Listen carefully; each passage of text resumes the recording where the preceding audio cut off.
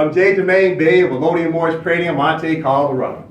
The acronym is AMPAC, and I'm Chief Judge of Consular Court. Today is Class 130. Class 130. What did we learn in Class 129? Well, we're taking a deep dive in understanding some of the law and history regarding the Empire of Morocco, right? And one of the specific things we were looking at is the obligations of the Moors, right? According to the Act Algeciras of 1906, one of the many obligations of the Moors was to do what? We were supposed to control the arms of war, and we were supposed to control the arms of sport throughout the Empire of Morocco, right? And what did that look like? Well, we were supposed to hand out temporary permits, right, to control arms of war. And we're supposed to hand out temporary permits regarding arms of sport, right? And if the Moors would have been woken up in the year 1906, it's a good chance that World War I wouldn't have happened.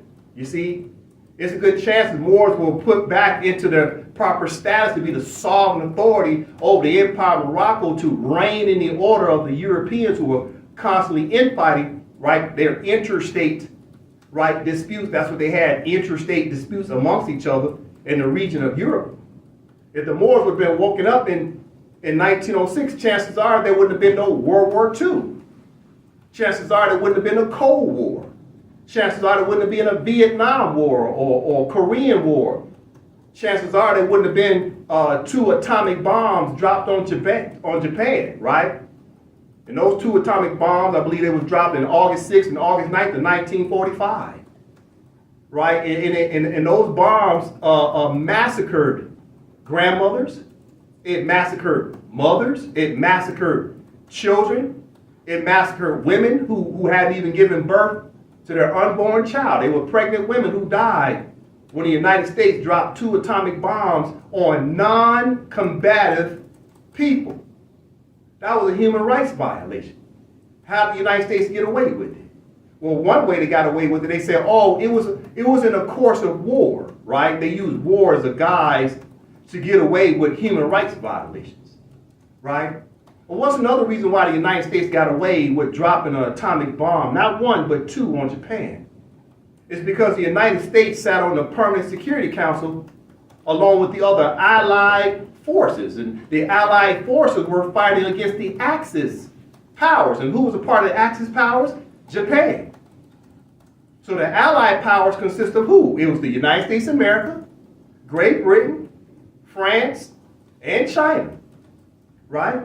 So you got to understand that when they dropped the bomb on Japan, the Security Council of the United Nations at that time of 1945, they was just getting it off the ground, right? So they really didn't get it to full force and effect until 1946. But guess what? The United States should have still been brought in under war crimes because they massacred a lot of non-combative citizens of Japan.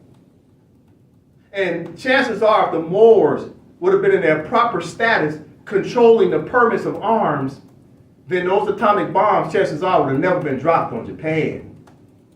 Right? You got to understand the Moors were obligated to control arms amongst the Europeans.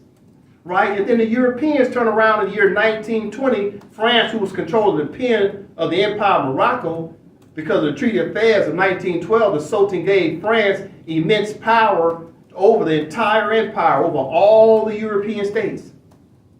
And France established the Covenant of the League of Nations in 1920. And when we read over Article 8, what did it say? It said it was about what? Reducing military arms, right? The reducement of arms. And then the inspection to make sure no one had a stockpile of weapons. That was 1920. Imagine if the Moors would have been controlling a narrative of weapons of mass destruction. Chances are World War II wouldn't have happened, you see? So the Moors have been derelict in our own duties to help with the scourge of war. There's a reason why the Sultan put the Moors back in charge. He put the Moors in charge for 2 reasons. 1, to collect taxes and start to control the narrative of the Empire of Morocco. And one of those narratives was to stop the scourge of war. And then the League of Nations was established to do the same thing, stop the scourge of war. The United Nations Charter was established in 1945, and what did it talk about? Trying to stop the scourge of war. And everybody has failed. The Security Council of the United Nations, the Permanent Five, at least they like to call themselves Permanent Five, but we'll see about that.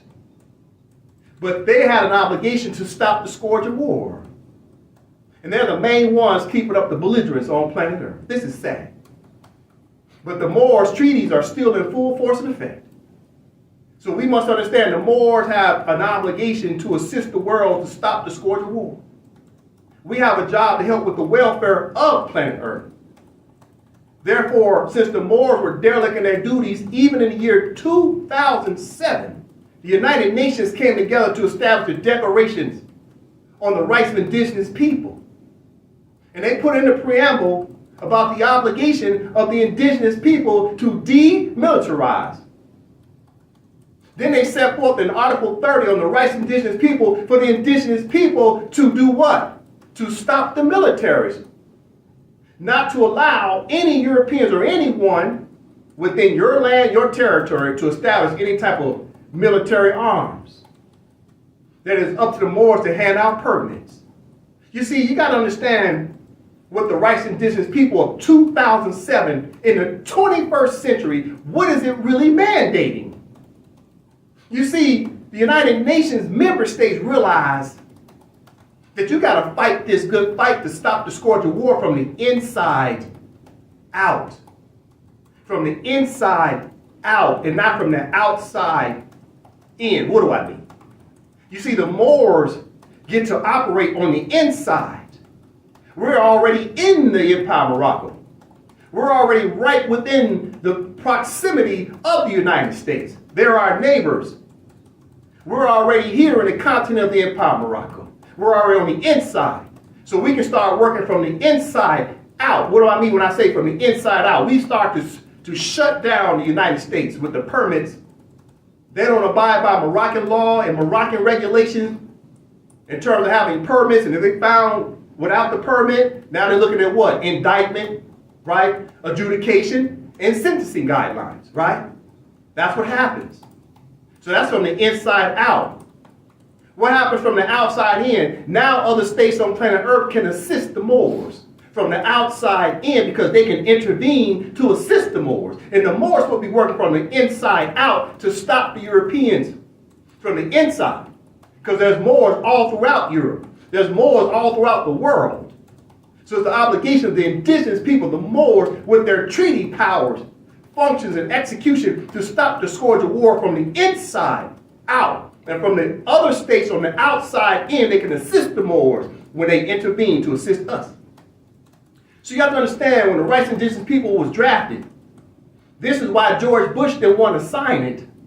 He understood it was about what? Demilitarizing. And the United States is all about their military war machine.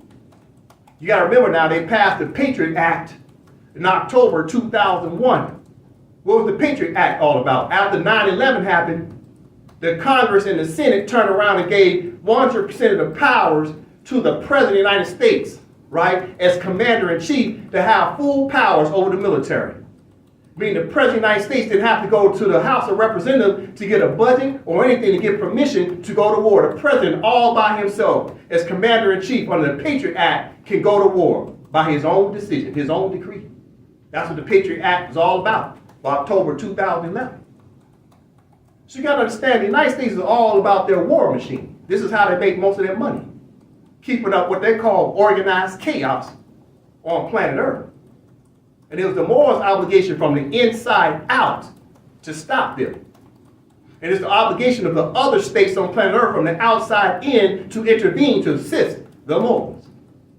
So therefore, when you read the rights of indigenous people, it's bigger than just reading about nationality. It's about your obligation to the nation. But what nation? The Empire of Morocco and planet Earth. Because planet Earth is universal law. It's the human race that we have to protect as Moors. That's our obligation. All right, so that's what we take away from class 129, that the Moors have to start invoking their treaty rights, their treaty powers, the functionality, right, and the execution of this. We must understand how to utilize the law and the procedure of law and execute it. That's our obligation. And for those that don't want to abide by Moroccan law and Moroccan regulations and the treaties, then now they're going to be looking at what? indictment, adjudication, and sentencing. That's the bottom line. All right? Let's get into the class. As the Moors know, I always open up with the Constitution. The Constitution is paramount. The Constitution is the only way for the Moors to assist with demilitarizing the United States. Right? What do I mean? Okay, let's take a look at it. Let's take a look at a map. If you look at this map, right, it's a blank map, but yet I've got it colored in. The red areas represent the 7 Moroccan states that have recognized each other, and the empire recognizes these states, and the states recognize the empire of Morocco. In these areas where you got the green dots, these are political groups forming, where the 7 Moroccan states through the Wazir Regional Council and its trusteeship system, and the trusteeship council is working with these Moors in these territories, non-self-governing territories or trust territories, to help these political groups forming to establish a state. And then once they're recognized by the 7 Moroccan states, then they'll be recognized as a state, and after that they become a member state of the WRC and sit at the round table with the other heads of state, right? But getting back to point, all the Moors have to come together to establish their constitutions. Because through the Constitution, now you get access to what? Treaties. You become now a contracting party to treaties. The Moors right now in the gray areas are not contracting parties to treaties. Once you become a contracting party, now you can enforce the treaty, which means now you can enforce what? Consular court. The only way to establish consular court, it must be through the treaty. You cannot establish consular court without being parties to the treaty. Right? Now, once you establish consular court and you submit your court orders, after that, what happens? Now, we as Moors collectively can go to the International Court of Justice as the Empire of Morocco, collectively as the United States, right? With the United States of Morocco coming together as one state called the Empire of Morocco and take our disputes to the ICJ. But we'll never get access to the ICJ if we're not a state. You understand what I'm saying? So we as Moors have to come back and then recognize the empire and accede back to it through application. It said we have to return back to Morocco, right? And consent. What does consent mean? You have to fill out an application to consent back to the state. And because of what they call contemporary international law, after the year 1945, they said this word called uti possidetis juror said the Moors that's decolonizing can only take over one territory at a time. That's called a trust territory, where the colonist is claiming borders of a territory. So the Moors are taking back this territory of the Empire of Morocco, one territory at a time. It cuts down what's called fratricidal suffrage. Fratricidal suffrage. What does that mean? The Moors have to learn how to share power. So when we start taking over one little territory at a time, that helps us to share power, you see? And when you share power, you have a tendency to get along. That's a good thing that we're utilizing uti possidetis jurors, taking over one territory at a time, you see? But the concept is for us to all come together as one state to represent the Empire of Morocco, right? All of our states, the United States of Morocco, comes together on behalf of the Empire of Morocco, you see? So then it gives us opportunity to utilize consular court. It gives us opportunity to utilize the ICJ, the International Court of Justice. Right? But without the Constitution, my point is, without a Constitution, you can't even become a party to the treaties, which means you can't even assist with stopping the scourge of war. You can't hand out permits to the United States and the several Union states unless you had a Constitution first. The Moors must master what's called procedure. There's law, then there's procedure. The Moors know somewhat about laws, but they don't understand procedure. That's the problem. The Moors don't know how to check boxes. Right? So once we learn how to check boxes, the Constitution gives us the right now to get access to treaties. The treaties give us the right now to hand out permits to the United States. The Constitution, once we become party to the treaties gives us the right to establish consular court.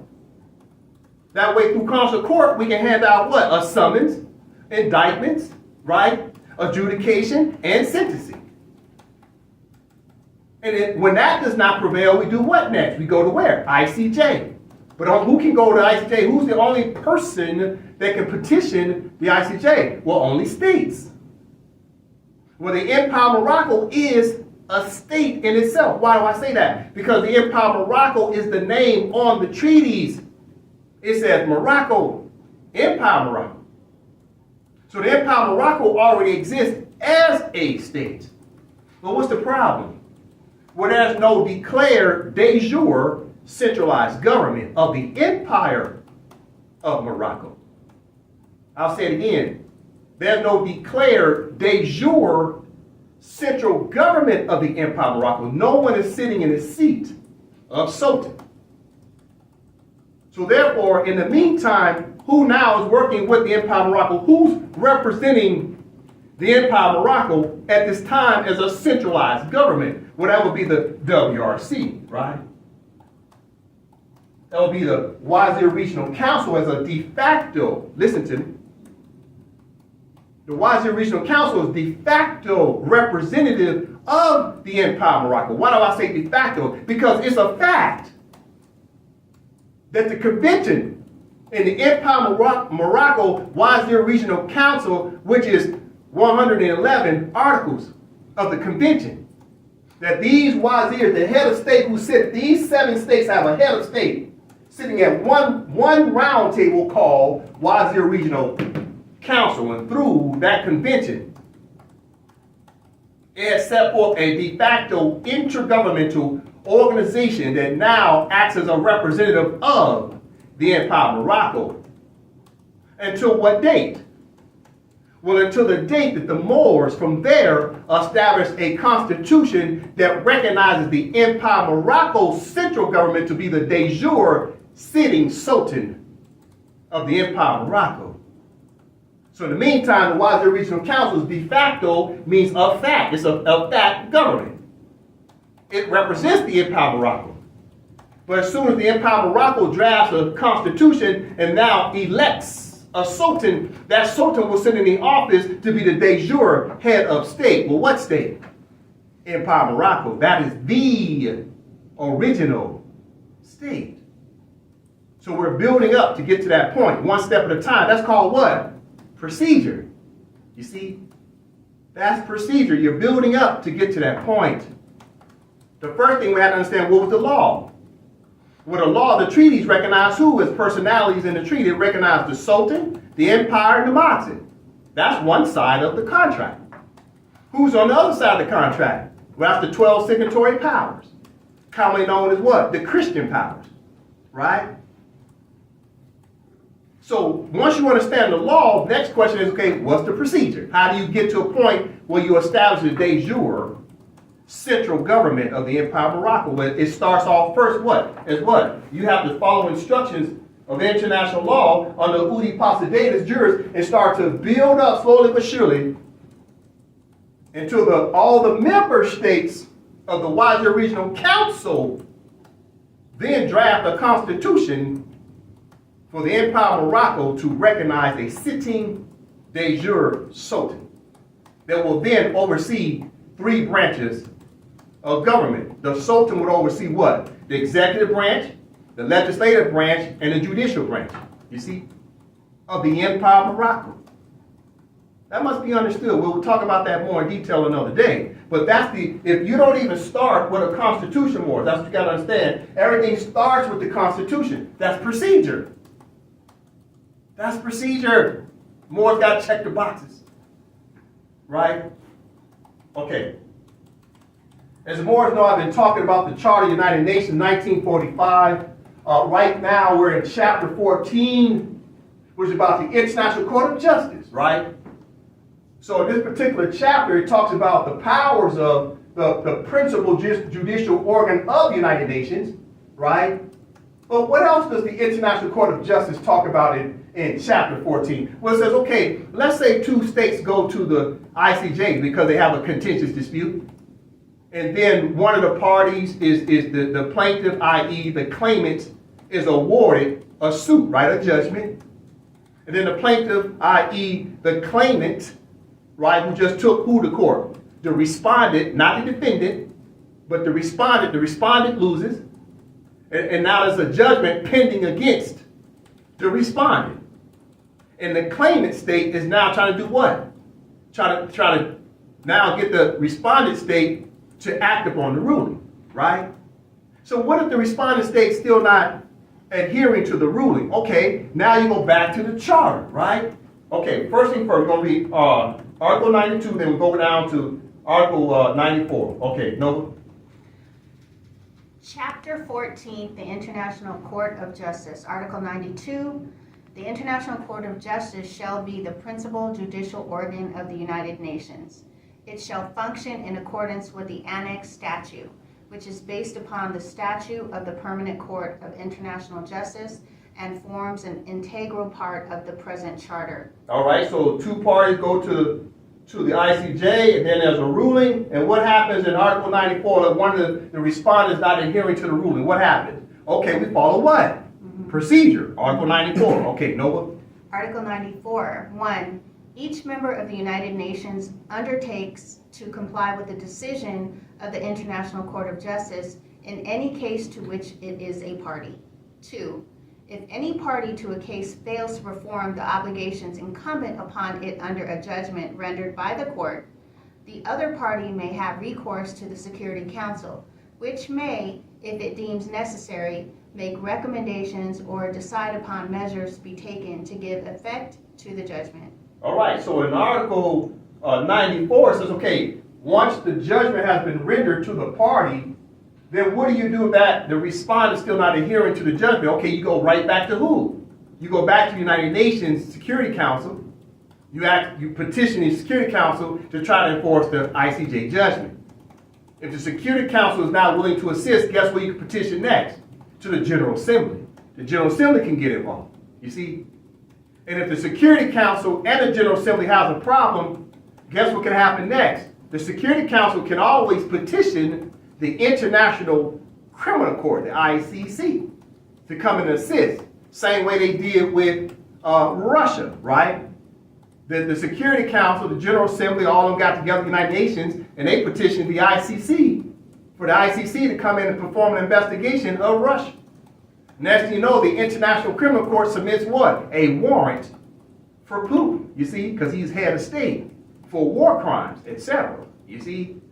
Same thing's going to happen to the United States if they don't adhere to the ruling of the ICJ and they're still being a belligerent or abusing the Moorish governments in Morocco. You see? So I'm talking what right now? I'm talking procedure. What am I talking right now? I'm talking chess. I'm talking political chess. When you play the game of chess, you move your pieces in combination. You move one after the other. They all support each other as they march forward. That's called procedure. You must move your pieces in combination. So what is the combination for the Moor from a political perspective? What was the first thing we need to do? We need to do what? First, recognize our nationality. We're Moroccans, not Americans. And we sure as heck ain't Moorish American. You can't even find the word Moorish American even in a dictionary. So Moors need to stop the cat. They really do. But getting back to the point, once you understand your nationality is Moroccan, then after that you got certain obligations. Because now you got to find out what does the treaty say, what you're supposed to be doing as a Moor, as an indigenous Moor, right?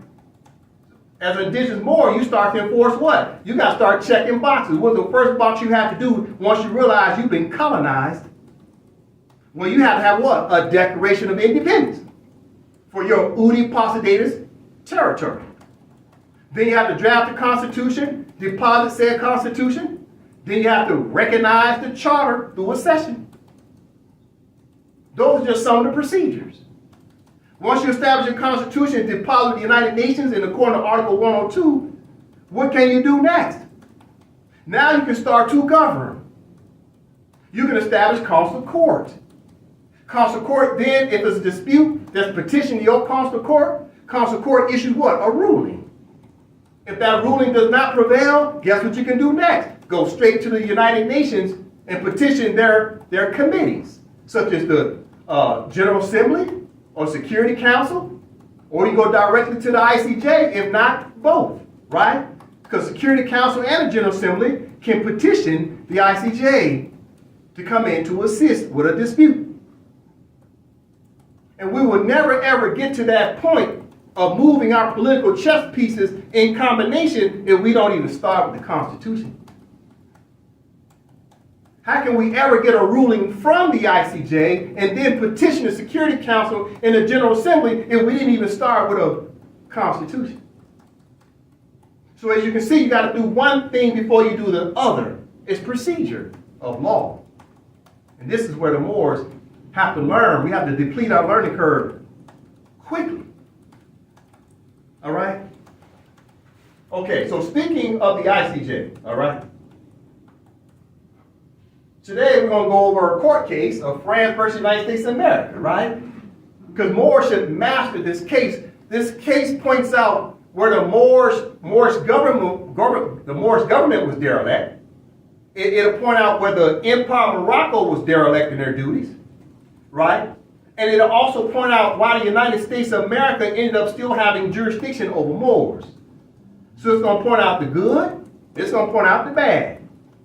The one thing about it, the Moors got to learn from both. That's what we got to, why we have to study this case, right? So today we're going to what's called consular jurisdiction, i.e. consular court. That's what we're going to talk about today, right, in this judgment, right? So let's take it to the board.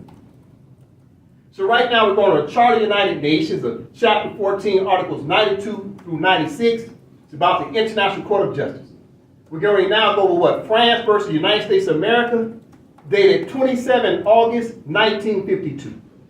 It's about what? The case was cited as what? Rights of nationals of the United States of America in Morocco. Morocco is not in America. America is in Morocco. This the Moors got to understand. How can you be American if the land is Morocco? People are named after the land, and the land is named after people. America is the political constitution that's here, recognizing Americans as Americans, but they have what? A privilege to be here. But the land is Morocco. This is why the case is cited in a world court as rights of nationals of the United States of America in Morocco. So America is in Morocco. Morocco is not in America. This is too easy. All right? Okay, so we're going to come down. All right. Okay, we're going to go to page 186, right, of the judgment. That's where we're going to start, okay, of the judgment. We'll come down to the third paragraph. Okay, you'll see the 3 stars. And we're going to read this particular point of the judgment for this contentious subsection, right? This submission about consular jurisdiction. Okay, it's quite a few pages. We'll try to get through it today, but it's going to be a lot of reading and interpretation. But what is the point of us reading it? Okay, keep in mind, we're going over what right now? Chapter 14 about the ICJ, right? Mm-hmm. So let's review one of their cases. This is the most germane case about the Moors directly regarding what? Our treaties. You see? It's all about our treaties. That's what we're about to learn. And it's about our courts.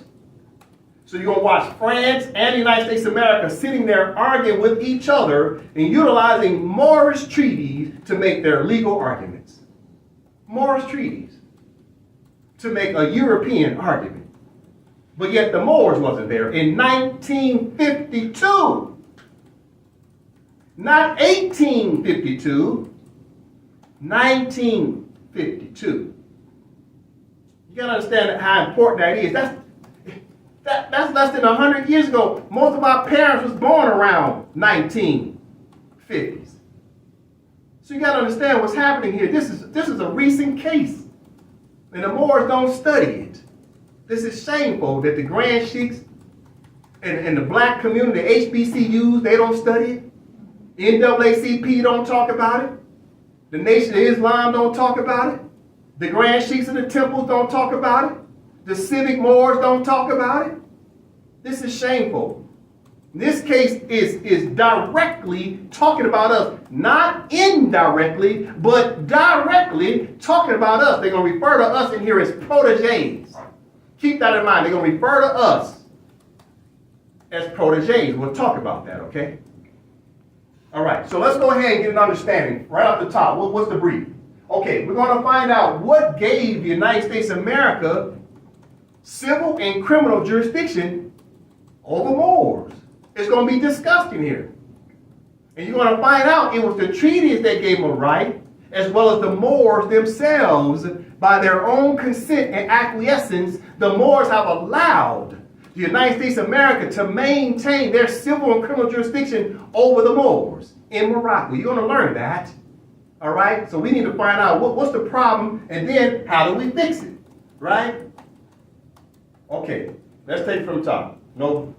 The court will now consider the extent of the consular jurisdiction of the United States of America in the French zone of Morocco. The French submission in this regard reads as follows. Pause. Okay. Oftentimes, everything is in a title. All right? The Moors must understand what are the four basic elements of a contract. What's the four basic elements of the contract? Well, first element is what? The parties must be known. Right? What's the second element of a contract? Well, it's what? Who's superior, who's inferior in the contract. What's the third element of a contract? Well, it's what? What are the terms and conditions? Meaning, what are the words and how do you define them? And last but not least, what's the fourth element of a contract? How do you enforce the contract? Well, that's called what? Court, right? It's mediation, arbitration, seeking conciliation, or you're looking at judicial settlement, right? So therefore, they're talking about consular jurisdiction, which is judicial settlement. But you must identify the parties first, right? Okay, what are they talking about right off the top? It said the court, right? So that's the ICJ, will now consider the extent of consular jurisdiction of the United States of America. That's one party. It says in the French zone. Why does it say in the French zone? Why is the United States of America being mentioned in the French zone, when the reality is the United States of America is in Morocco? So why is the ICJ presenting it like this? Why is it saying the United States of America is in the French zone? It's because of the Treaty of Fez of 1912. The Sultan allowed the France to oversee the empire. And then the Europeans turned around and recognized France's status as being somewhat of a de facto Sultan, you see? So they started calling it the French zone. So now it's going to say the United States of America in the French zone. So that's another party, the French zone, right? Talking jurisdiction. Then it continues to say what? Of Morocco. So it should read like this. United States of America in the French zone on behalf of the Empire of Morocco. Because France was representing what? The Empire of Morocco. You see how you got three party names there? These are legal personalities. The United States of America is a legal personality. France is claiming a jurisdiction called French Zone for France. That's a legal personality. Then you got Morocco by itself is a legal personality because it represents what? The empire. You see? So it's the United States of America in the French Zone on behalf of the Empire of Morocco. You got to catch these things. It's broke down in three parts. Right off the top. Parties must be known, you see? But do you see the second box? Four elements of contract. So the first box is what? Parties must be known. The second box of the four elements of contract is what? Who's superior, who's inferior. Okay, right here, you read it backwards. Who's inferior, who's superior. Okay, who's inferior? United States of America. And they were inferior to who? The French zone, because France was overseeing the pit of the empire. And France was inferior to who? The Empire of Morocco. So the Empire of Morocco was superior, you see? Everybody else was subordinate under the Empire of Morocco. Because France is in the Empire of Morocco. The United States of America is in the Empire of Morocco. That's the second box to contract law. First box is what? Parties must be known. Second box is who? Who's superior? Who's inferior? Third box is what are the terms and conditions, right? How do you define it? How do you define these three legal personalities?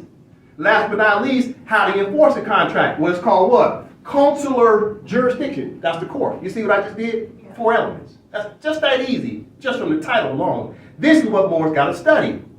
Moors were not taught this. They were not. It's called contract law. All right, let's continue. Okay. All right, so this first submission is by France, okay? Yep. All right, so this is the ICJ talking, okay? Okay, from the top.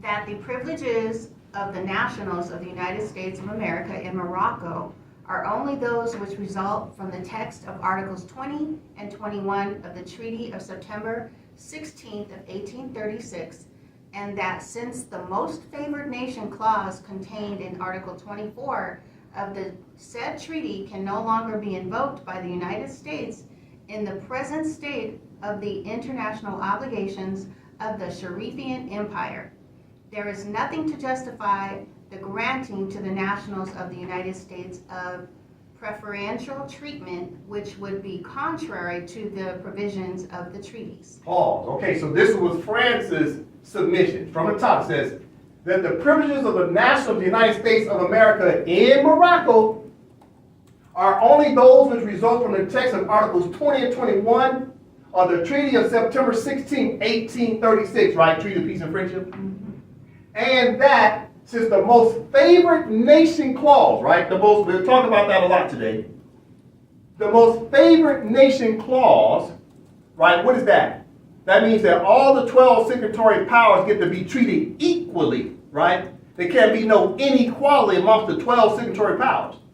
So if the Sultan allows Great Britain to do something, then the other 11 signatory powers get to have the same rights, even if the Sultan didn't directly give the rights to the other 11 Christian powers.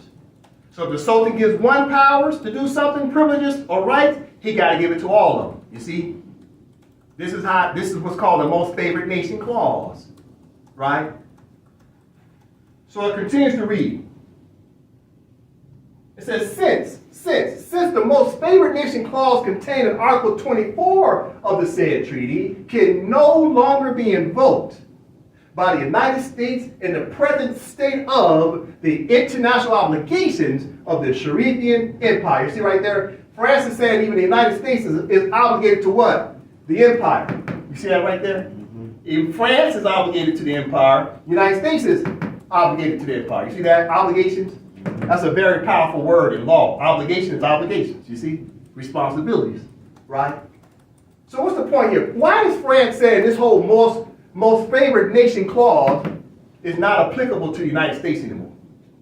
Well, you're going to find out later on as we read that out of 12 signatory powers, there was only 2 signatory powers left after the year 1937. So by the time they went to court in 1950, the only 2 signatory powers to the treaty was France and the United States of America. All the other signatory powers, the other 10, had walked away. Right? But what's the real problem here? Let's go ahead and get to the bottom line right now. Cut to the chase. You see, France was acting as a dual agent. I'll say it again. France was acting as a dual agent. Let's push it back up. Mm-hmm. France submission. France was submitting this case. Right here. France was bringing a case against the United States of America. But what's the problem here? Both of them were European states. The contract had 2 parties for the most part. Who were the 2 parties? Moroccans, right? And European states. But now France is representing both sides of the contract. Because the Treaty of Fez of 1912, the Sultan brought in France to represent the Empire Morocco as if France was Moroccan. So France is benefiting on one side of the contract with Moroccans with a pen, and then on the other side of the contract, they're listed as what? A European power. So therefore, under what's called most favored nation clause, France and the United States of America are supposed to be treated equally. But France was sitting there with the power as if they're the de facto sultan. Well, that did what? That's a conflict of interest, isn't it? You can't represent both sides of the contract and get benefits from both sides of the contract, or try to protect yourself as France. France would protect themselves from the contract. France didn't want to abide by the contract and have to pay taxes and everything. They were trying to get everybody else to abide by the contract. But yet the treaty says the European states have to be treated equally. Well, whose fault is this? The Sultan. The Sultan should have never signed the Treaty of Fez of 1912 because the Sultan himself breached the treaties by allowing France to act like they were a representative of Morocco, where France should have been all the way on the other side of the square table along with the other 12 signatory states. Guess who was supposed to be the mediator to deal with all of this? The Maxin, i.e. the Moorish government. The Act of Algeciras of 1906, right, talks about the sovereign authority of the Moors to come in and govern the Empire of Morocco. But since they didn't wake up the Moors, now they turn around and the European states said, okay, let's let France do it instead of the Moors. You see? That was a conflict of interest of the most favored nation clause. You see? All right. You got to understand that first off, that France should have never had the pen, but the Sultan signed a treaty, Treaty of Fez 1912, and then the other 11 signatory powers turned around and did what? They recognized France's power. They said, yeah, we're going to recognize the French zone. Well, why did they do that? Well, for two reasons. One, if you look at the history, you'll find out that Germany was trying to buddy-buddy with the Sultan. So Germany was trying to get access to the pen to become the protectorate. And the other signatory powers didn't like Germany, so they all piled up against Germany, and they said, no, let France have the power. So they were picking one of the lesser evils. They had to pick Germany or France, but guess who they left out altogether? The Moors. They narrowed it down to two choices, but there was only supposed to be one choice, because they signed a treaty that gave the Moors back the sovereign power. So you got to understand, even the Sultan himself more or less undermined his own treaty by bringing France in and gave France the pen in 1912, just to stop Germany. You see? So they should have woke up the Moors. That's what the treaty said. We're going to learn about these obligations. ICJ is going to slightly talk about it. Slightly. They're going to gloss over it. But you got to catch it. They're going to talk about it twice. But you got to catch it, right? All right, so that's what the proper concept and context. You got to understand that first. Okay? Okay. I'm going to take it from the top. Note from the top. That the privileges of the nationals of the United States of America in Morocco are only those which result from the text of Articles 20 and 21 of the Treaty of September 16th of 1836, and that since the most favored nation clause contained in Article 24 of the said treaty can no longer be invoked by the United States in the present state of the international obligations of the Sharifian Empire, there is nothing to justify the granting to the nationals of the United States of preferential treatment, which would be contrary to the provisions of the treaties. All right, so proper concept and context. The United States was fighting for what? They wanted to control the pen of consular court. They wanted to control what's called capitulation regime over the Moors to keep the Moors subjugated and keep the Moors under the civil and criminal jurisdiction of the United States. That's what the United States is fighting for. Right? To control the narrative of courts over the Moors. You see? All right, let's continue. Okay, now it's the United States' turn. The United States submission concerning consular jurisdiction reads as follows. Quote, 3. The jurisdiction conferred upon the United States by the treaties of 1787 and 1836 was jurisdiction, civil and criminal, in all cases arising between American citizens. In addition, the United States acquired in Morocco jurisdiction in all cases in which an American citizen or protege was defendant through the effect of the most favored nation clause and through custom and usage. Pause. All right. Now look how the United States open up. They open up strong. They go right in specific. They want to call civil and criminal jurisdiction over who? Protege. You see right here? Protege. Well, who are proteges? Why are they using the terminology proteges? The proteges are who? Moors. Moorish subjects, more specifically, according to the Treaty of Madrid of 1880. Article 15, paragraph 1, talks about any subject of Morocco. Right? So the Treaty of Madrid also talked about proteges. Who are proteges? Well, they're defining it two ways. Who are proteges? Proteges are more subjects who are now gone up what? They got a higher class in society. Right now they work for the government. Such as Michelle Obama, Barack H. Obama were proteges. Condoleezza Rice was a protege. Right? Eric Holder was a protege working for the federal government. Those are proteges. What does protege mean? To protect the people who have privileges and immunities that work for the government. But they also, the United States is using the word protege to talk about George Floyd. Because George Floyd came under the protections because George Floyd was an adopted Moroccan that's now given the family name of American. The American government adopted George Floyd. They called him American. They gave him the surname of American. But George Floyd's maiden name from his mother was what? Moroccan.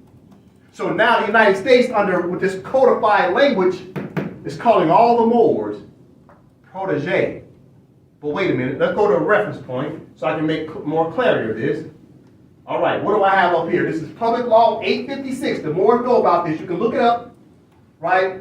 And we go look up Public Law 856, Chapter 807, page 773 through 774, codified as U.S. Code 22 U.S.C. 141 through 143.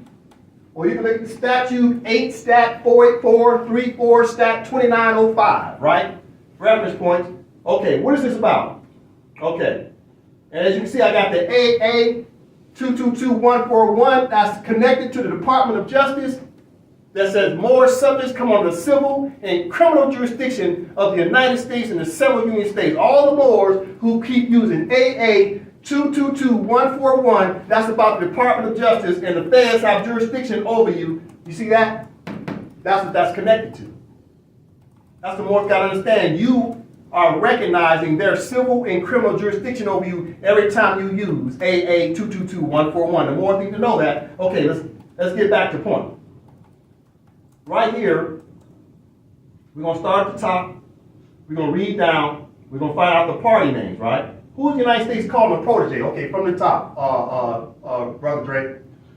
Approving the relinquishments of the consular jurisdiction of the United States in Morocco.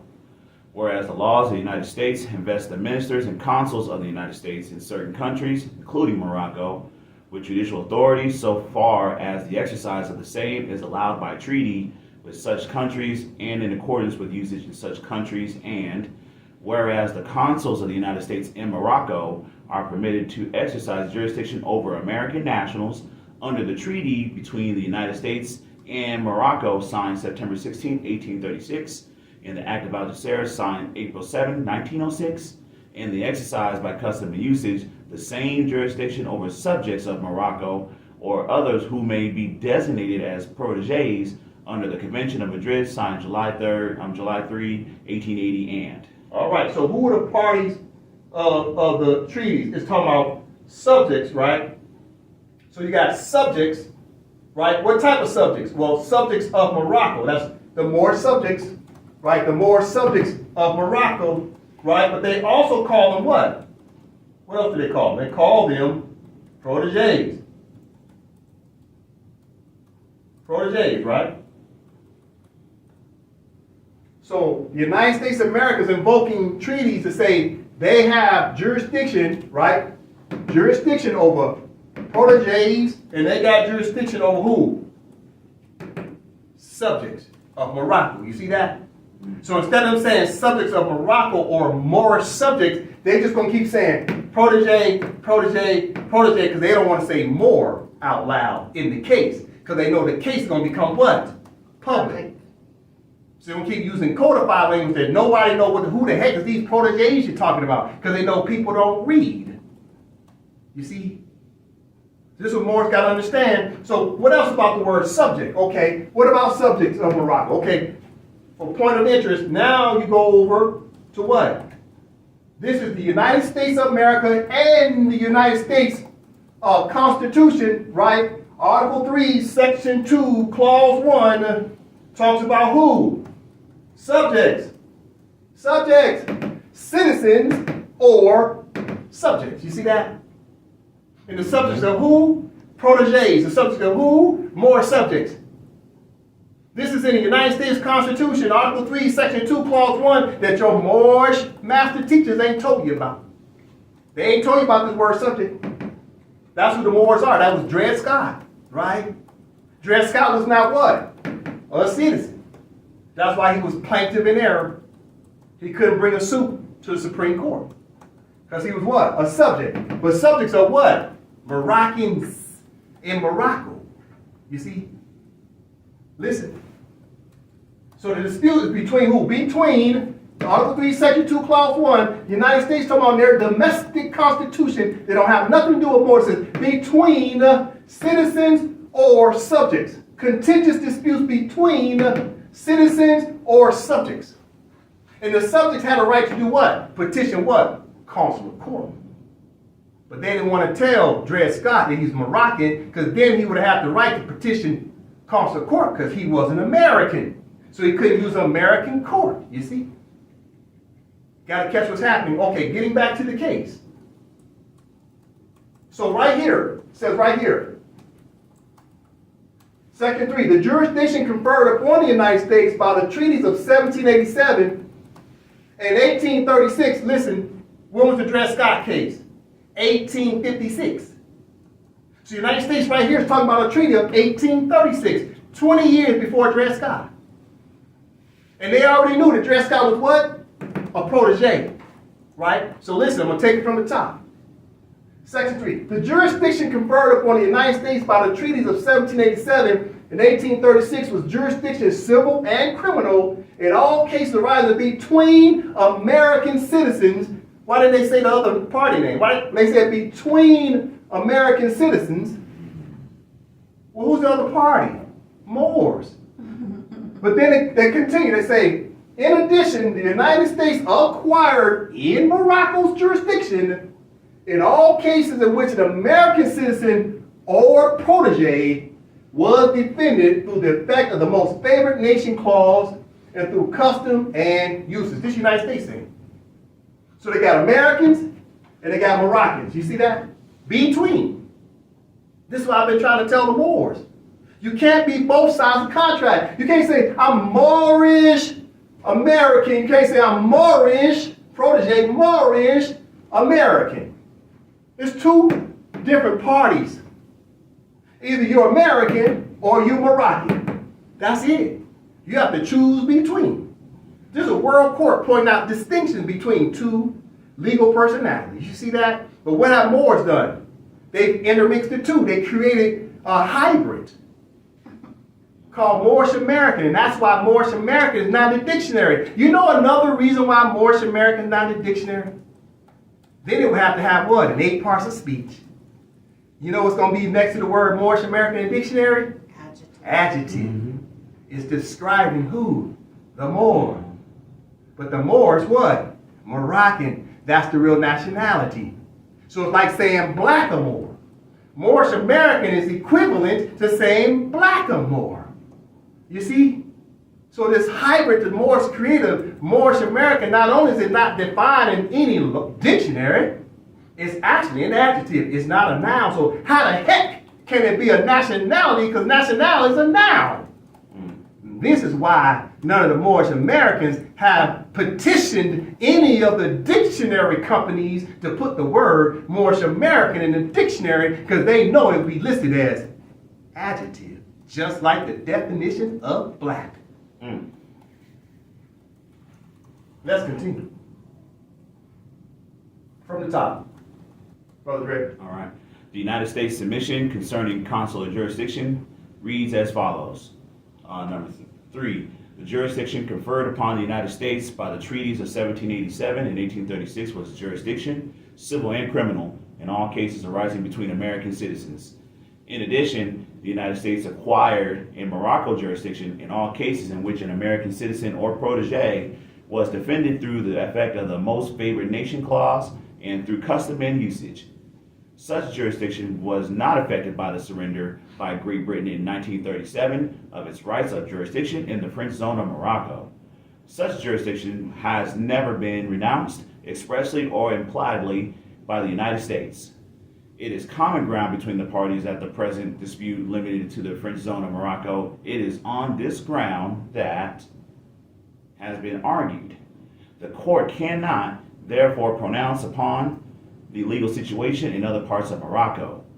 In order to consider the extent of the rights of the United States relating to consular jurisdiction, it has been necessary to examine three groups of treaties. The first group includes the bilateral treaties of Morocco with France, the Netherlands, Great Britain, Denmark, Spain, the United States, Sardinia, Austria, Belgium, and Germany, which cover the period from 1631 to 1892. Pause. Okay, so now this is the International Court of Justice talking, right? It says the court, right? The court cannot therefore pronounce upon the legal situation in other parts of Morocco. So both France and the United States of America are submitting what their legal arguments, aren't they? Right? Or what they think are the facts. They're both submitting facts, and somewhere in the facts is what? The truth. That's what the legal argument is about. Okay? Who's good at now enforcing the strict sense of the treaty language? It's about the interpretation of treaties as well as the storyline in itself, right? Okay? Okay, so let's continue. This is the court. I'm listening. These treaties, which were largely concerned with commerce, including the rights and privileges of foreign traders in Morocco, dealt with the question of consular jurisdiction in three different ways. One, certain of the treaties include specific and comprehensive grants of rights of consular jurisdiction to the powers concerned, e.g., the treaties with Great Britain of 1856 and with Spain of 1799 and 1861. Two, certain of the treaties made strictly limited grants of privileges with regard to consular jurisdiction, the treaties with the United States of 1787 and 1836. Number three, there were other treaties which did not define in specific terms the treaty rights granted by Morocco, but instead granted to the foreign nations through the device of most favored nation clauses the advantages and privileges already granted or to be granted to other nations. All right, so what are they talking about? Okay, from the top, these treaties, right, from 1631 to 1892, right? They're going to talk about these treaties first. Keep in mind, the Act of Serif was drafted when? 1906. So they haven't even got to the Act of Serif just yet. Keep in mind, the Act of Serif ended up being what? The mother treaty over all other Moorish treaties. Right? This is why the ICJ is keeping it short with these dates, 1631, when that first treaty was between the Sultan and France in 1631, leading all the way to 1892, right? So they want to start with those years, okay? So then it opens up and says, these treaties, which were largely concerned with commerce, including the rights and privileges of foreign traders in Morocco, dealt with the question of consular jurisdiction in three different ways. First, certain of the treaties included specific and comprehensive grants of rights of consular jurisdiction to the powers concerned. For example, the treaties with Great Britain of 1856 and with Spain of 1799 and 1861. So this first section 1 is about what? The Sultan signed treaties with Great Britain and Spain and allowed Great Britain and Spain, etc., to do what? Naturalize the Moroccans and turn the Moroccans into what? Nationals of that particular colonial state. So Great Britain was overseeing what? Moroccan nationals. Then Great Britain turned around and naturalized those Moors and turned them into what? British nationals. Same thing happened in Spain. You had Moors over there, and now those Moors now overnight with a pen became what? Spaniards, Spaniard nationals, Portuguese nationals, French nationals, German nationals, Dutch nationals, Italian nationals. All the Moors who were Moroccan overnight with a pen became the same status as the Europeans themselves. You see, it's a political status under naturalized status. You see, so now all of a sudden the Moors are British Moors. All of a sudden now the Moors are Dutch Moors. All of a sudden the Moors are French Moors. All of a sudden the Moors are American Moors. But their original nationality was what? Moroccan. They were Moroccan everywhere, all throughout the empire of Morocco. So the ICJ is pointing out some of the treaties the Sultan allowed the colonists to naturalize the Moors on a bilateral treaty. But the Sultan never signed a bilateral treaty with the United States of America that would allow them to naturalize the Moors.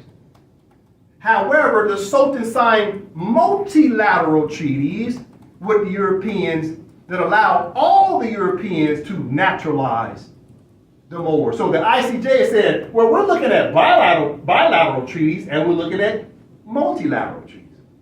You see? But the United States of America never had a bilateral treaty. They're talking about the Treaty of Peace and Friendship of 1787 and 1836 that gave the United States of America a privilege to have civil and criminal jurisdiction over Moors. Why? Because the Moors were acquiescing, consenting, calling themselves what? Negro, black, colored, African American, and Moorish American, which automatically allowed the United States to have civil and criminal jurisdiction because the Moors were not invoking their proper nationality of Moroccan. Therefore, they stay under what's called a protectorate status. But yet, Great Britain had a treaty that said they could absolutely naturalize the Moors and call them British.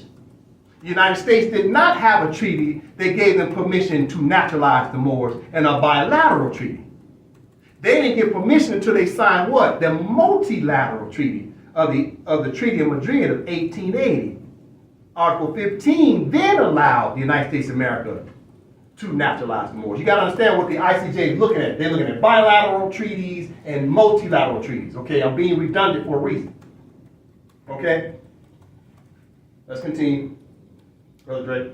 There is a common element to be found in the most favored nation clauses, which have brought about and maintained a situation in which there could be no discrimination as between any of the powers in Morocco, regardless of specific grants of treaty rights, when the most extensive privileges as regards consular jurisdiction were granted by Morocco to Great Britain in 1856 and to Spain in 1861. These inured automatically and immediately to the benefit of the other powers by virtue of the operation of the most favored nation clauses. Pause. Okay, look at these dates. 1856, right? What happened in 1856? Dred Scott, right? What else happened? What happened in 1861? Civil War, right? So Lincoln was trying to help the Moors because the Moors were all being what? Treated like farm animals, forced servitude. And what happened is, when the Sultan started signing bilateral treaties with the other European states that allowed the European states to naturalize the Moors, meaning make them citizens, Lincoln turned around and said, okay, let's make the Moors citizens because Great Britain and Spain had a right to do it. Now the United States of America has a right to do it because of the most favored nation clause, that it can be no what? Discrimination, right? It says it can be no discrimination. See that word? There can be no discrimination between the European states. So the North of the United States of America and Lincoln said, we're going to make the Moors citizens to give them some protections. Make them citizens. And what happened? Civil War started. 1861. Same year that Spain signed a treaty with the Sultan. Civil War is all about their Moorish treaties. It's all about Moors. They're fighting over Moors this whole time. Guess what happened in 1863? Well, Lincoln signs what? The Emancipation of Proclamation, 1863. Well, guess what happened in 1863? The Sultan had signed a multilateral treaty with the Europeans regarding what? Naturalization. Which caused Lincoln to turn around through what they call his executive order. He turned around and recognized the Moors as citizens of the United States to give them freedom. Why? Because the other European states was doing it. Then in 1865, Lincoln enacts what? 13th Amendment, made them Moor citizens. Why? Because the other European states was doing it. Then what came next? 14th Amendment, 15th Amendment, then the Naturalization Act, right? I believe July 15, 1870, which now turned the Moors into what? Americans. Naturalized Americans. So from 1870, now you fast forward 10 years, now all the European states, because the Sultan is reigning in the order, says, no. I signed a bunch of bilateral treaties. I need to sign a multilateral treaty. Bring the United States of America in here too. All y'all come to the table. We're going to sign this multilateral treaty, Madrid Convention of 1880.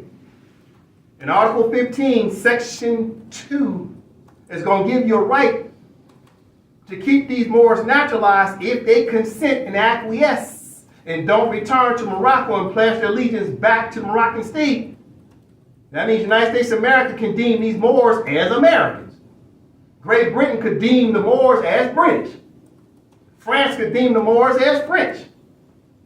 Portugal could deem the Moors as Portuguese. Italy could deem the Moors as being Italian. Germany could deem the Moors as being German because of the Sultan and these treaties.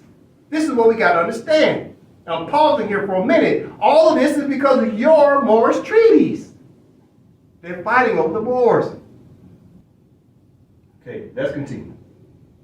The second group consisted of multilateral treaties, the Madrid Convention of 1880 and the Act of Algeciras of 1906, the method of relying on individual action by interested powers, equalized by the operation of the most favored nation clauses, had led to abuse, and it had become necessary, but not merely to ensure economic liberty without discrimination, but also to impose an element of restraint upon the powers and to take steps to render possible the development of Morocco into a modern state. Accordingly, the rights of protection were restricted, and some of the limitations on the powers of the Sultan as regards foreigners, which had resulted from the provisions of the earlier bilateral treaties, were abated. So what's happening? Europeans are out of control. They did naturalize the Moors. They got the Moors right where they want them. Moors coming under the civil and criminal jurisdiction of European states. Right? Now they turn their attention to what? Big time they turn their attention to who? Africa. Now they sign what? The Berlin Conference of 1884. So first there's the Treaty of Madrid of 1880. They naturalized the Moors. Then they all meet, the Europeans meet in Germany, in Berlin, and they sign the Berlin Conference of 1884. That way they can do what? They don't have discrimination amongst the European states while they're conquering Africa. You see what's happening? This is all because of the Sultan and your Moorish treaties that the Europeans had to come together. That way they don't discriminate against each other while they were carving up Africa. They was using the same principles of Moroccan Moorish treaties to treat the Africans the same way. Europeans had to treat each other equally. You see what's happening? Mm-hmm. So then by 1906, the Sultan's like, let me rein y'all in. Y'all out of control. Got to rein in the order of the Empire of Morocco. And what they turn around and ultimately do in 1906, put the Moors back in charge again. Because the Europeans was acting like terrible twos. Right? That's what they were doing, acting like terrible twos all over planet Earth. Right? Okay, from the top again. The second group consisted of multilateral treaties, the Madrid Convention of 1880 and the Act of Algeciras of 1906, the method of relying on individual action by interested powers, equalized by the operation of the most favored nation clauses, had led to abuse, and it had become necessary not merely to ensure economic liberty without discrimination, but also to impose an element of restraint upon the powers and to take steps to render possible the development of Morocco into a modern state. Accordingly, the rights of protection were restricted, and some of the limitations on the powers of the Sultan as regards foreigners, which had resulted from the provisions of the earlier bilateral treaties, were abated. The possibility of abuse in the exercise of Morocco of the powers thus extended was taken care of by reserving an element of supervision and control in the diplomatic body at Tangier. All right, so both the Europeans and the Moorish government were supposed to be working together. Checks and balances on each other. Right, so on one side of the table, you got the Empire of Morocco, the Sultan, and the Moorish government. On the other side of the square table, you got the 12 signatory powers of the European states. Then they created in the middle called a diplomatic body at Tangier, where both superpowers, high contracting parties were supposed to be working together. You see? That's what the 1906 International Conference was all about when they signed the Act of Algeciras. How can Moors and Europeans work together to reign in the order? All right, so let's continue. The third group of treaties concerned the establishment of the protectorate and included the agreements which preceded the assumption by France of a protectorate over Morocco and the Treaty of Fez of 1912. Under this treaty, Morocco remained a sovereign state, but it made an arrangement of a contractual character whereby France undertook to exercise certain sovereign powers in the name and on behalf of Morocco. Pause. Read it from the top. The third group of treaties concerned the establishment of the protectorate. It included the agreements which preceded the assumption by France of a protectorate over Morocco and the Treaty of Fez of 1912. Under this treaty, Morocco remained a sovereign state, but it made an arrangement of a contractual character whereby France undertook to exercise certain sovereign powers in the name and on behalf of Morocco. Pause. Okay. So the Treaty of Fez gave France a limited de facto Sultan power of sovereignty over the entire Moorish Empire. So now France got power over both the Europeans and the Moors. You see, they were a dual agent, right? That in itself creates a conflict of interest. You see. So right here, what's important right here, the Moors really need to pay attention to. It says under this treaty, what treaty? Treaty of Fez of 1912. Morocco remained a sovereign state. You see, Morocco in itself is a sovereign state. It's the original absolute state. It is the parent state. I'll say it again. Morocco, the Empire of Morocco, is the parent state, and all other states are in the Empire of Morocco, including the European states. The United States of America is in Morocco. France is in Morocco. Great Britain is in Morocco. Canada is in Morocco. Italy is in Morocco. Spain and Portugal is in Morocco. Netherlands, Denmark, Germany, Russia, Hungary, Switzerland, you name it, are in Morocco. Morocco is the parent state. Even though it's void of a central government, the state still exists nonetheless. You gotta understand what I'm saying here. Morocco is the sovereign state. Now do you understand what I said in class 129? And I was pointing out the members of the International Court of Justice. And they said, oh, there's already a Moroccan judge sitting there. They said, oh, well, great. Well, who is it? Oh, he's from the Kingdom of Morocco. A timeout. The Kingdom of Morocco's constitution don't recognize the Empire of Morocco. The Kingdom of Morocco's constitution don't recognize the office of Sultan. The Kingdom of Morocco's constitution don't recognize Moors. So therefore, Morocco as a standalone word represents the empire. But the Kingdom of Morocco don't represent the empire. So therefore, when we go to ICJ, our contention is that we want a judge sitting up there that represents the Empire of Morocco. You see? And that's why this is going to become a question when we petition ICJ to make sure we have a Moor sitting up there on the panel. This will be a question, you see? But that's very important. Morocco remained a sovereign state. So the empire is already a state. What's the problem? It's void of a de jure central government. But what's the de facto government right now that's looking out for the Empire Morocco? The Wazir Regional Council, you see? So the Wazir Regional Council is right now acting almost like Fez, right? Almost like France, right? The Wazir Regional Council is doing what? Operating what? On behalf of Morocco. You see that? The Wazir Regional Council is the representative on behalf of Morocco. But Morocco is what? An empire. You see? That's what Moore's got to understand. These things matter when you're reading interpretations. Okay? But some things are just straightforward. Just sovereign powers is still in Morocco. Okay? From the top. The third group of treaties concerned the establishment of the protectorate. It included the agreements which preceded the assumption by France of a protectorate over Morocco and the Treaty of Fez in 1912. Under this treaty, Morocco remained a sovereign state, but it made an arrangement of a contractual character whereby France undertook to exercise certain sovereign powers in the name and on behalf of Morocco, and in principle, all of the international relations of Morocco.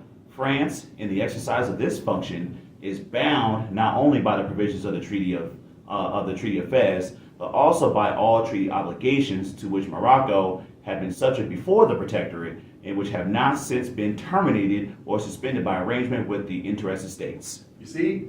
So France, the United States of America was still Christian powers, right? There were still signatory powers to the Moorish treaties.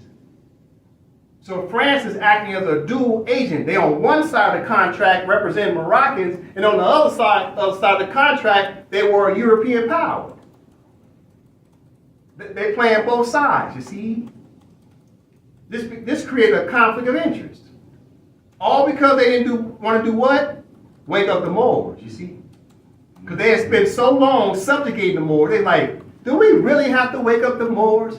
Well, yes, you signed the treaty. It's an obligation, right? You have to observe the application of the treaty provisions. All right, let's continue. The establishment of the protectorate and the organization of the tribunals of the protectorate, which guaranteed judicial equality to foreigners, brought about a situation essentially different from that which had led to the establishment of consular jurisdiction under the earlier treaties. Accordingly, France initiated negotiations designed to bring about the renunciation of the regime of capitulations by the powers exercising consular jurisdiction in the French zone. In the case of all the powers except the United States, these negotiations led to a renunciation of capitulatory rights and privileges which, in the case of Great Britain, was embodied in the Convention of July 29, 1937.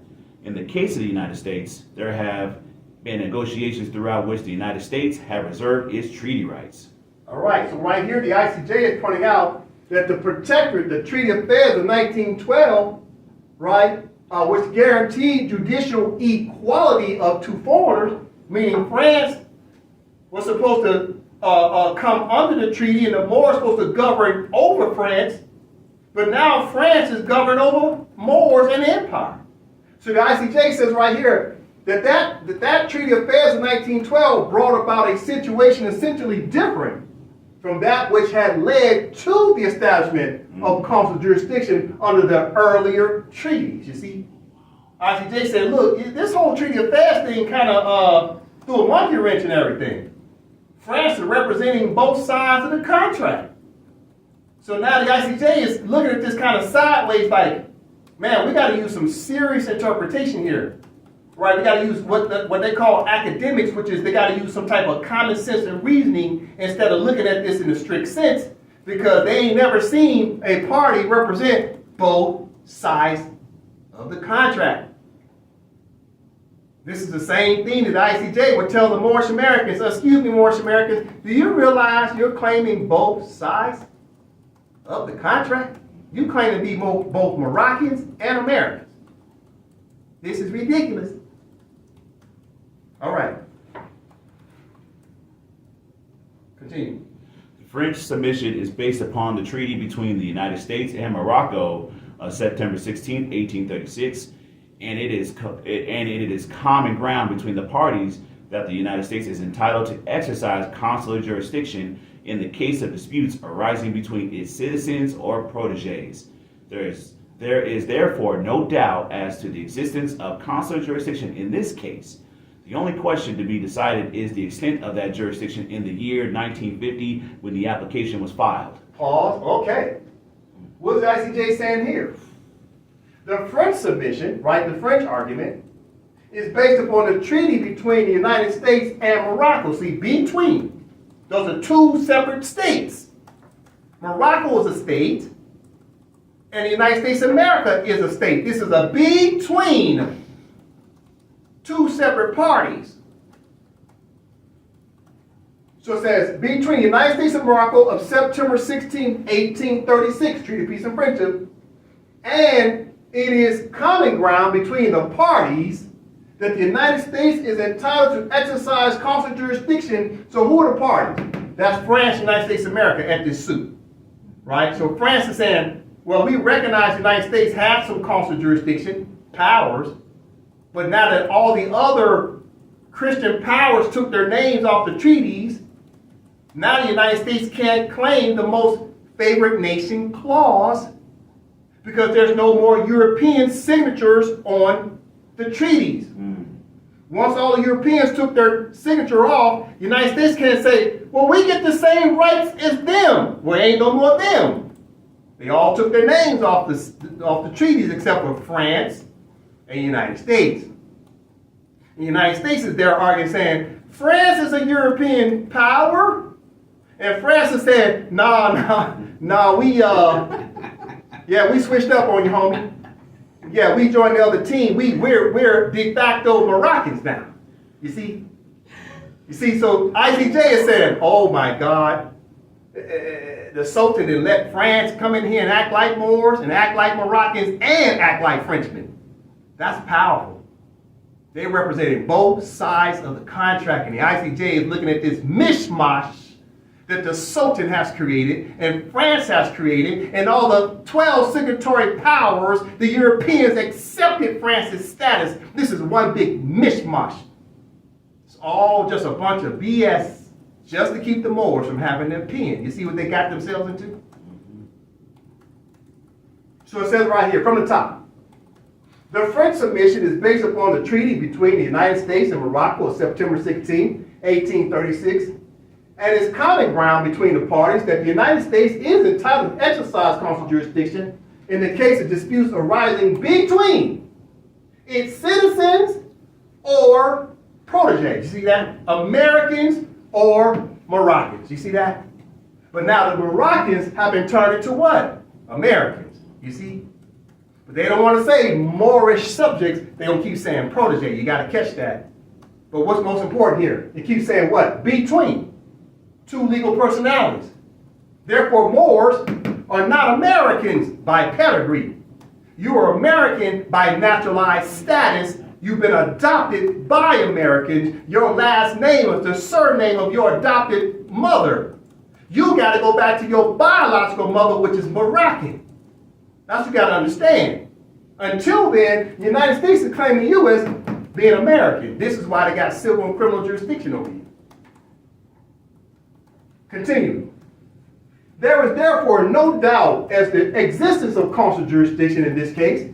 The only question, listen, the only question to be decided is the extent of that jurisdiction in the year 1950. You see what happened? Mm-hmm.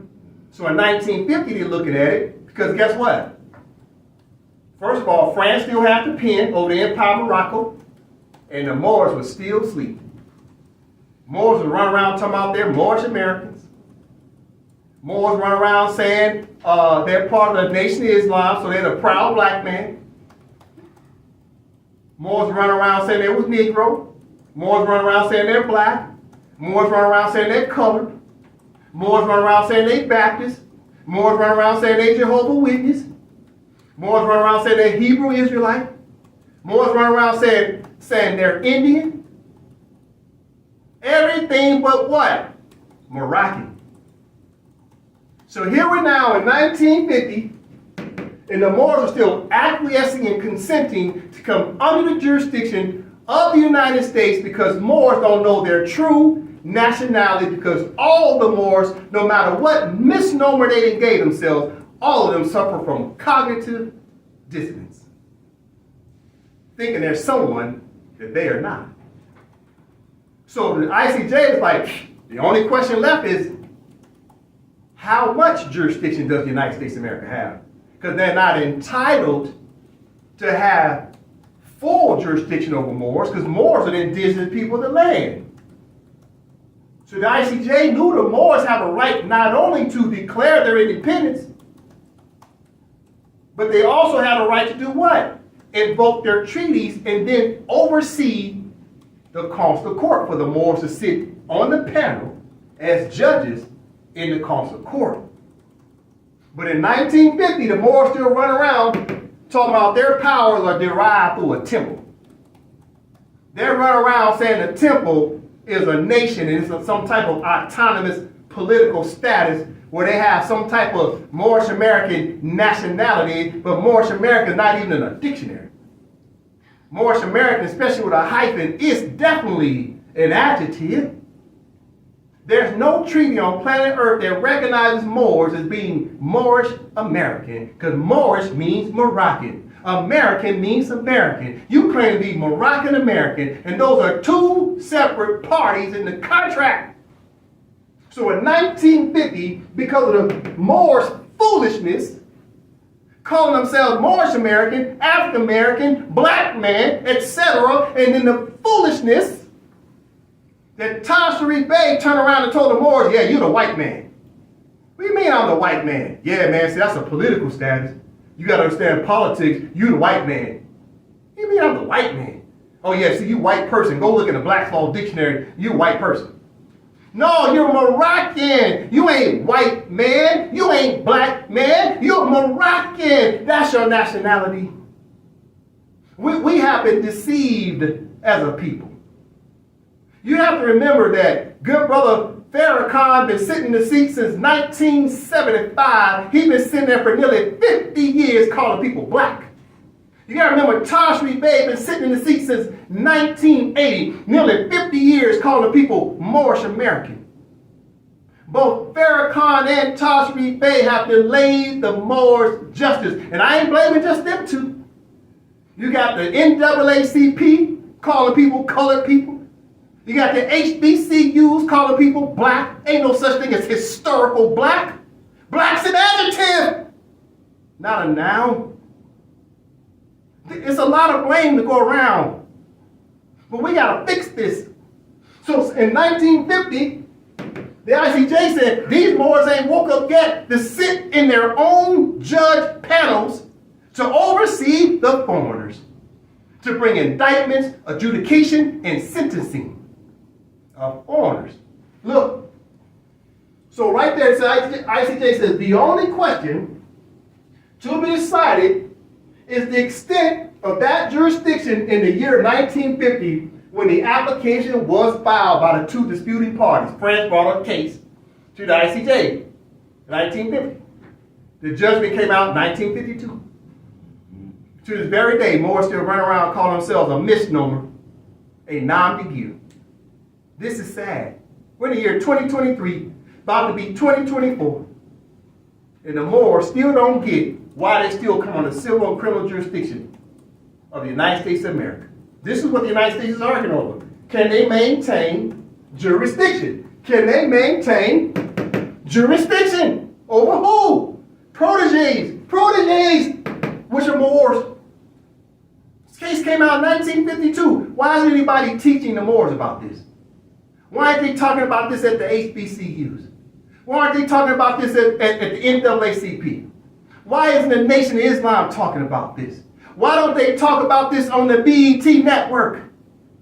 We've been sold out as a people. That's the truth. Let's continue. The first point raised by the submissions relates to the scope of the jurisdictional clauses of the Treaty of 1836, which read as follows. Article 20, If any of the citizens of the United States or any persons under their protection shall have any dispute with each other, the consul shall decide between the parties, and whenever the consul shall require any aid or assistance from our government to enforce his decisions, it shall be immediately granted to him. Paul, so what government is supposed to come in and assist? Moroccan government. This is a bilateral treaty that they're talking about. Treaty of Peace and Friendship of 1787 and 1836 got the same equivalent language. So if there's a dispute between who? Americans and Moors, then the Moroccan government is supposed to come in and settle the dispute. Dred Scott had a problem as a Moroccan subject with an American citizen. Consular court was supposed to come in and settle the dispute according to the Treaty of Peace and Friendship of 1836. Dred Scott went to the Supreme Court in 1856. Just 20 years later, they trying to pretend like they don't know who Dred Scott is. They knew perfectly well he was a Moor. He was Moroccan, but he didn't know. He said he was what? A Negro. See? Parties must be known. If you don't know your proper party name, you can't enforce the contract. So all the Moorish Americans are Dred Scott because they don't know their nationality. All the black men and black women are Dred Scott because you don't know your nationality. Everybody, the NAACP, literally call themselves colored people. That means you don't know your nationality. You're Dred Scott. Everybody in the HBCUs, oh, you colored people, that means you don't know your nationality because you think black is a noun. And it's an adjective describing someone. Who's the black describing? Because black is a complexion. Ain't got nothing to do with pedigree. You got 55 states in Africa. Everybody over there can call themselves black because of their complexion, but they got what? Names of state. You got Nigeria for Nigerians. Nigerians are dark-complected people, but they know their nationality, don't they? They know what territory they come from. They got a passport that says their nationality. Black people keep turning around saying, yeah, man, we proud black people. No, you know what you are? Americans, period. You're naturalized Americans because you've been adopted by a colonist that's American, and you joined their family under protections, and now your surname is American. Your maiden name is Moroccan, and you don't know. Because these leaders are not teaching the people. I don't blame this on the students. I blame the leaders. It's the leaders doing this to our communities. Notice I said communities. We got hundreds of them. Yeah, man, see, I'm Democrat. No, man, I'm Republican. I don't mess with them Democrats no more. No, you know what you are? You're colonized. That's your status. That's your political status. You're colonized people. Talking about some political status? Oh, I'm Democrat. No, I'm Republican. No, you're colonized. You've been adopted. That's your problem. Your problem ain't Republican. Your problem ain't Democrat. The problem is you're colonized and you don't understand you need to nationalize through a constitutional procedure to declare your independence and come back together under one nationality called Moroccan. That's the problem. Now you want reparations for who? An adjective? Who are they writing the check to? A crayon? They ain't writing it to no national state with a nationality. Tell me who they writing the reparations check to. Crayola? Crayon Company? That's who gonna get the check? Because you said you're the black people? That's a crayon. So please write the check out to Crayola Crayon. That's who should get the check. And let Crayola issue the check to all its crayon colors. This is ridiculous. Grow up. I'm talking to the leaders. Teach the people the truth. Okay, Article 21. Article 21, if a citizen of the United States should kill or wound a Moor, or on the contrary, if a Moor shall kill or wound a citizen of the United States, the law of the country shall take place, and equal justice shall be rendered, the consul assisting at the trial, and if any delinquent shall make his escape, the consul shall not be answerable for him in any manner whatsoever. So this is between who? Moors, right? Between Moors, right? Moors. The black man is a Moroccan. Moor is an abbreviation of Moroccan. If a Moroccan shall kill or wound an American citizen, Or vice versa, an American citizen shall kill or wound a Moroccan. You see what the treaty's talking about? Two separate legal parties. So they're talking about the enforcement of this treaty gave the United States a privilege, not a right, but a privilege, because the Moors suffer from cognitive dissonance. So since they don't know they're Moroccans, the United States ended up with a privilege to have civil and criminal jurisdiction over the Moors. But they didn't have a right. Who had a right to naturalize the Moors? In 1836, it was only what? Great Britain signed a treaty 1856.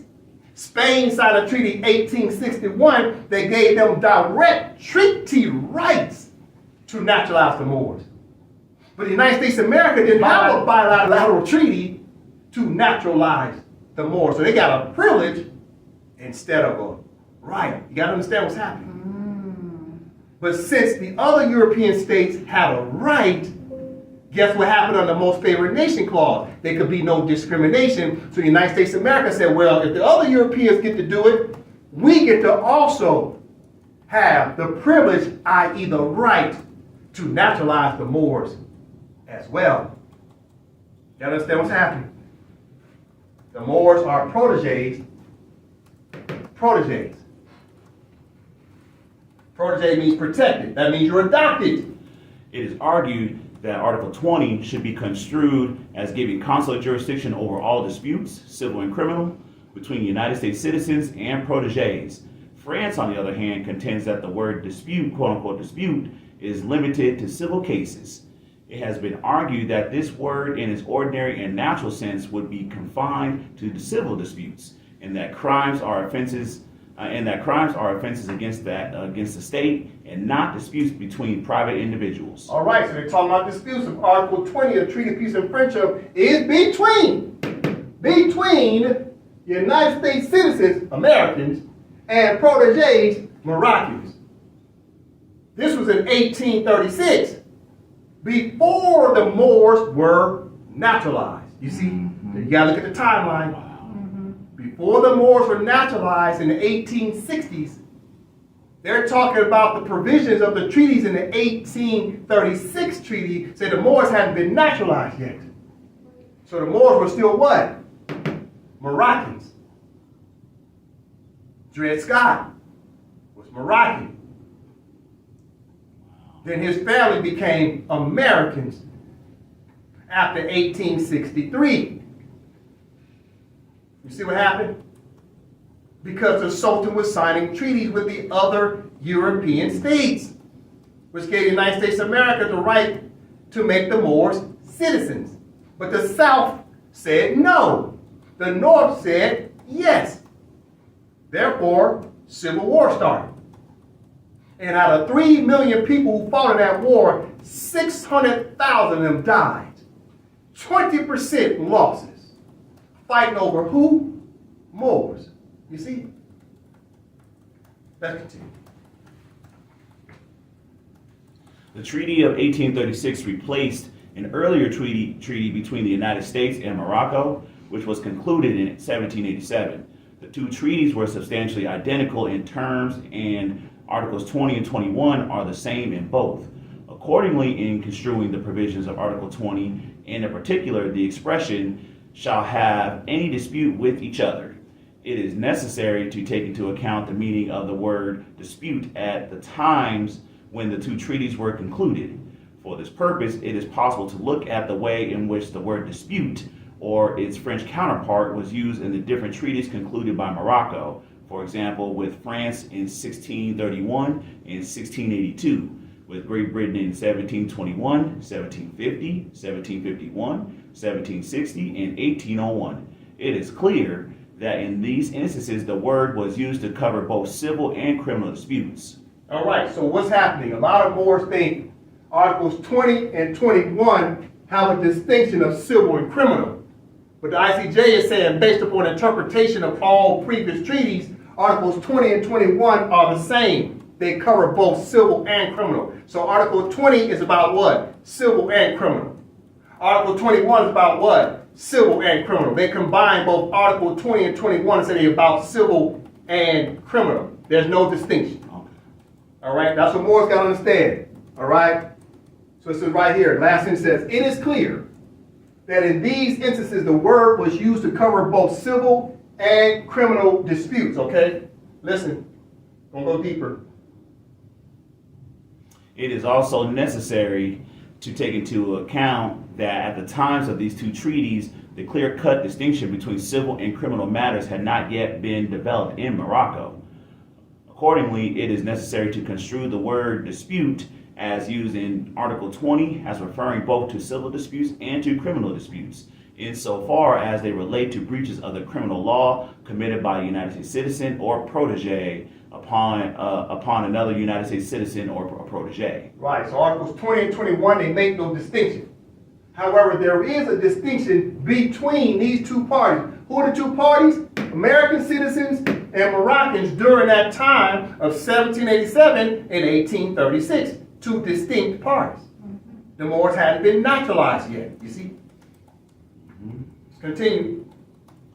The second point arises out of the United States submission that consular jurisdiction was acquired in all cases in which an American citizen or protege was defended through the effect of the most favored nation clause and through custom and usage, and that such jurisdiction was not affected by the surrender by Great Britain in 1937 of its rights of jurisdiction in the French zone and has never been renounced expressly or impliedly by the United States. All right, so what's happening here? So Great Britain had removed their signature in 1937 from all the Moorish treaties.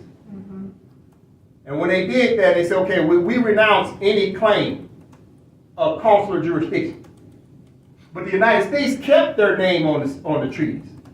So the United States right here, the court has said, okay, said, and in the French zone, and never been renounced expressly or impliedly by the United States. The United States never relinquished their signature to the treaty. So even though Great Britain said Great Britain was out 1937, the United States still kept their name on the treaty. But guess what happened?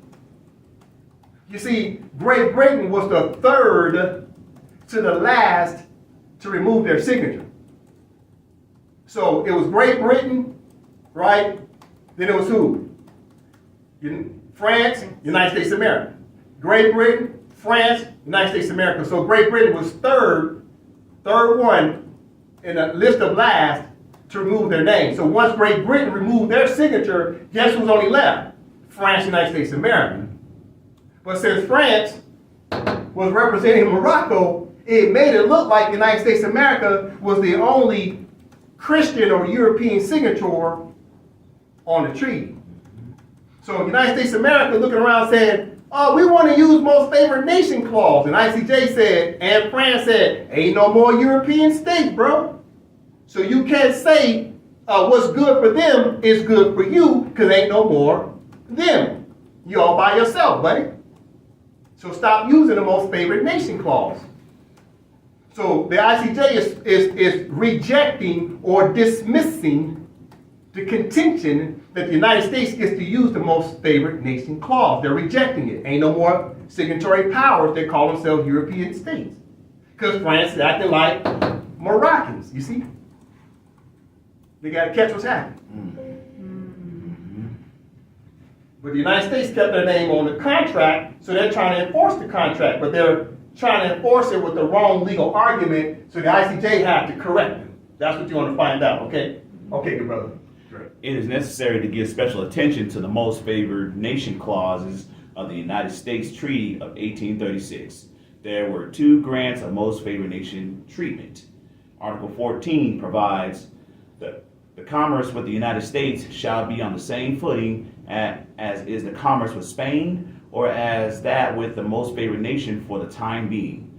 And their citizens shall be respected and esteemed and have full liberty to pass and repass our country in seaports whenever they please without interruption. So Paul, so if the Moors go back and look at the Treaty of 1836, Treaty of Peace and Friendship, then they take a look at Article 14. Article 14 has a clause that says, or as that with the most favored nation for the time being, so the United States was entitled to everything that Spain was entitled to. You see, 1836. So everything Spain did with the Sultan, United States of America was entitled to do the same thing, even if the United States of America didn't have a contract with the Sultan that gave United States of America that right. So United States of America automatically ended up with what? A privilege. Even though Spain had the right, United States of America had the privilege because United States of America could not be discriminated against. They had the same right as all European states. You gotta understand what I'm saying. So that's in Article 14, the Treaty of Peace and Friendship. Okay, next article. Article 24 deals with the contingencies of war, but it contains a final sentence.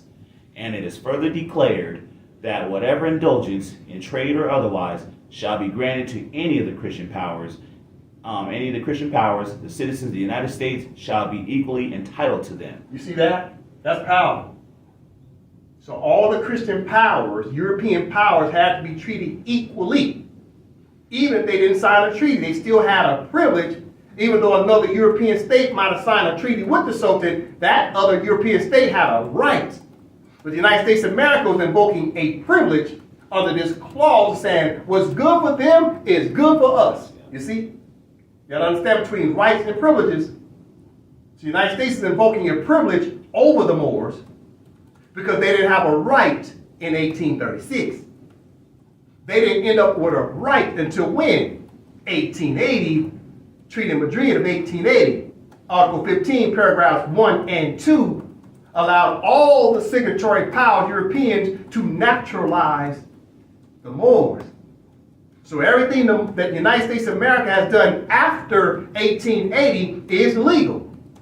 Their 13th, 14th, 15th Amendment, their Naturalization Act of 1870, all became legal in 1880 through a treaty, and treaty supreme law of the land. It gave the United States of America a right to naturalize the Moors through a multilateral treaty, you see? But right now, they're talking about a time zone in the 1800s. You got to catch the dates. Okay, continue. These articles entitle the United States to invoke the provisions of other treaties relating to the capitulatory regime. The most extensive privileges in the manner of consular jurisdiction granted by Morocco were those which were contained in the General Treaty with Great Britain of 1856 and in the Treaty of Commerce and Navigation with Spain of 1861. Under the provisions of Article 9 of the British Treaty, there was a grant of consular jurisdiction in all cases, civil and criminal, when British nationals were defendants.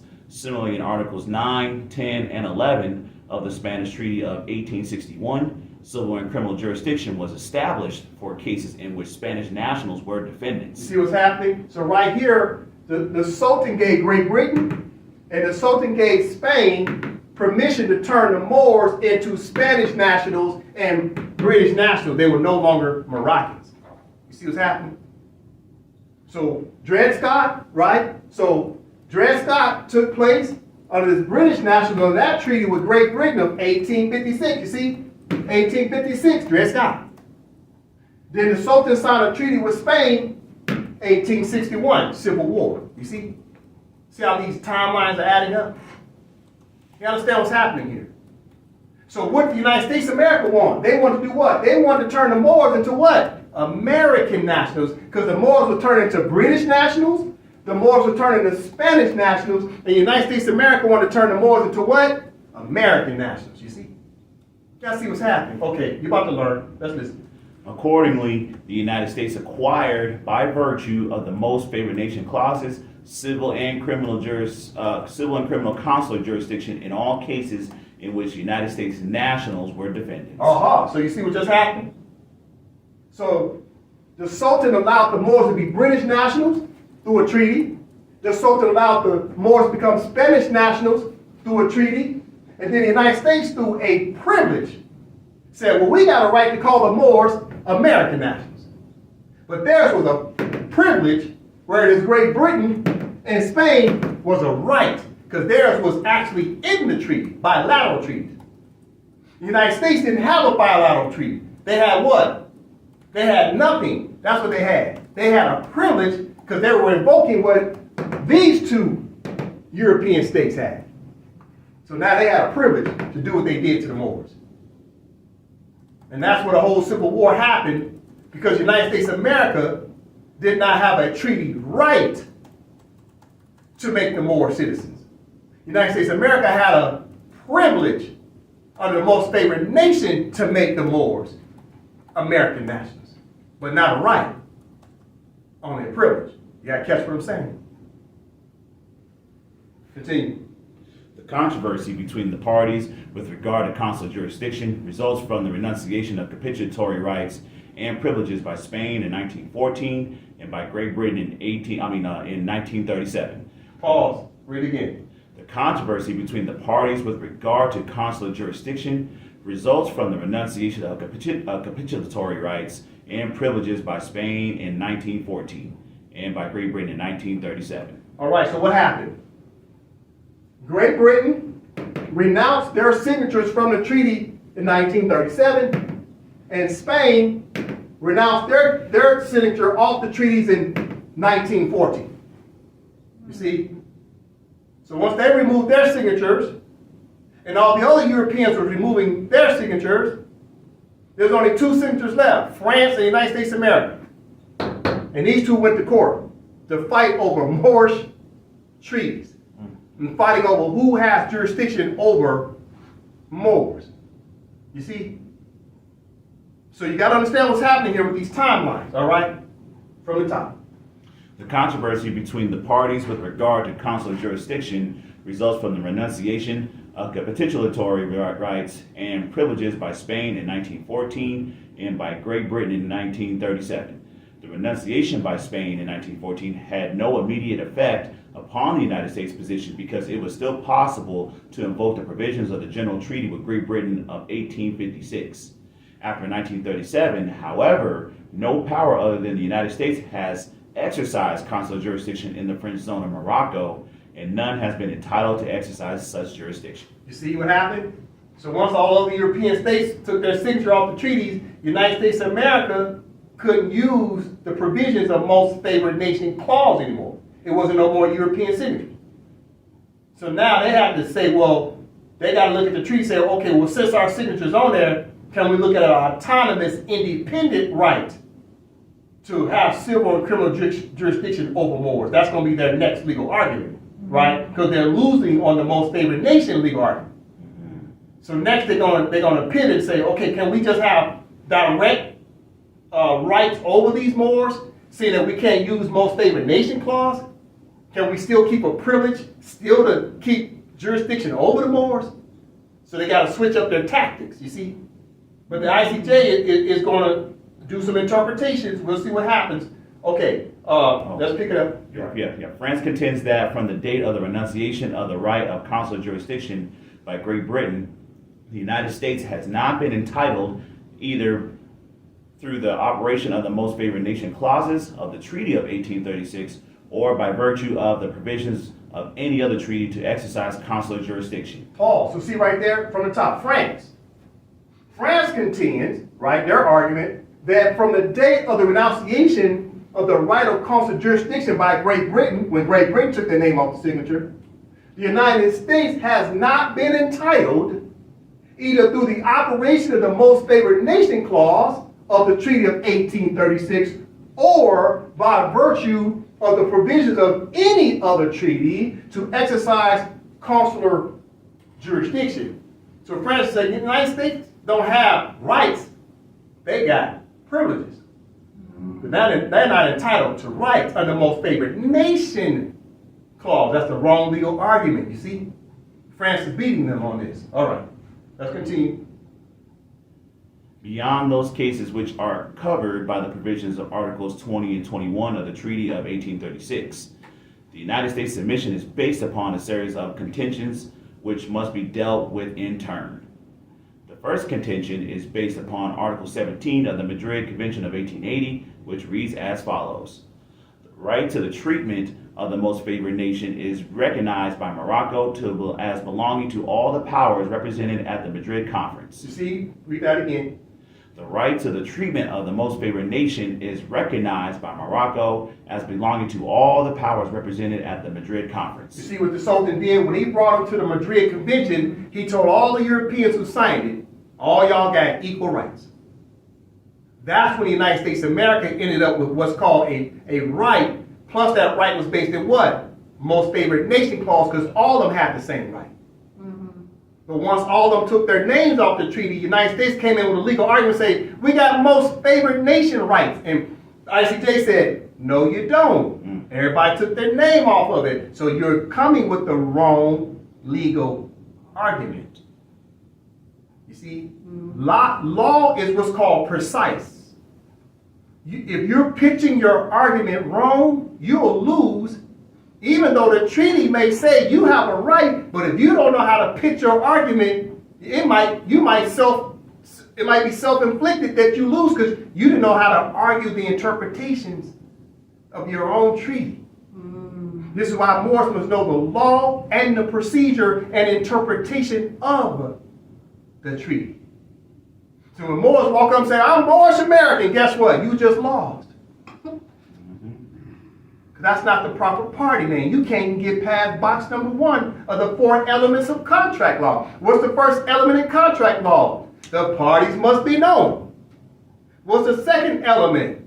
Who's superior, who's inferior? What's the third element? What are the terms and conditions of the contract? What's the fourth element? How do you enforce the contract? But if you can't get past the first box, then you can't even worry about box 2, 3, and 4.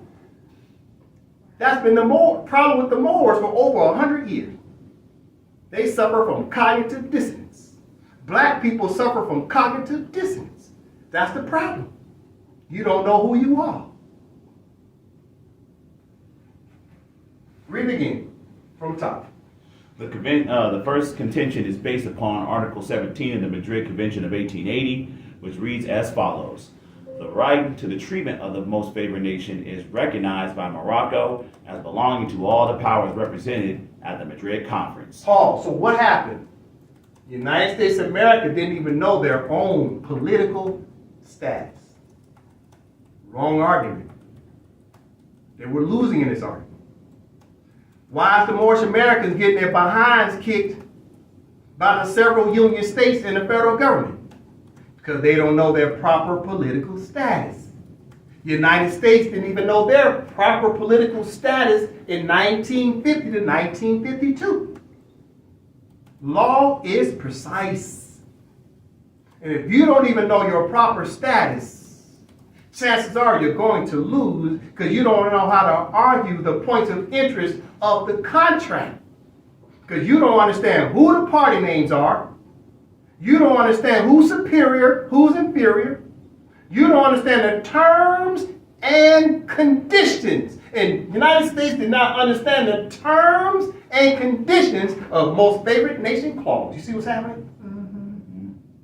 Therefore, they could not enforce it under most favored nation clause. They lost on the 4th box of element because they could not enforce the contract under most favored nation clause.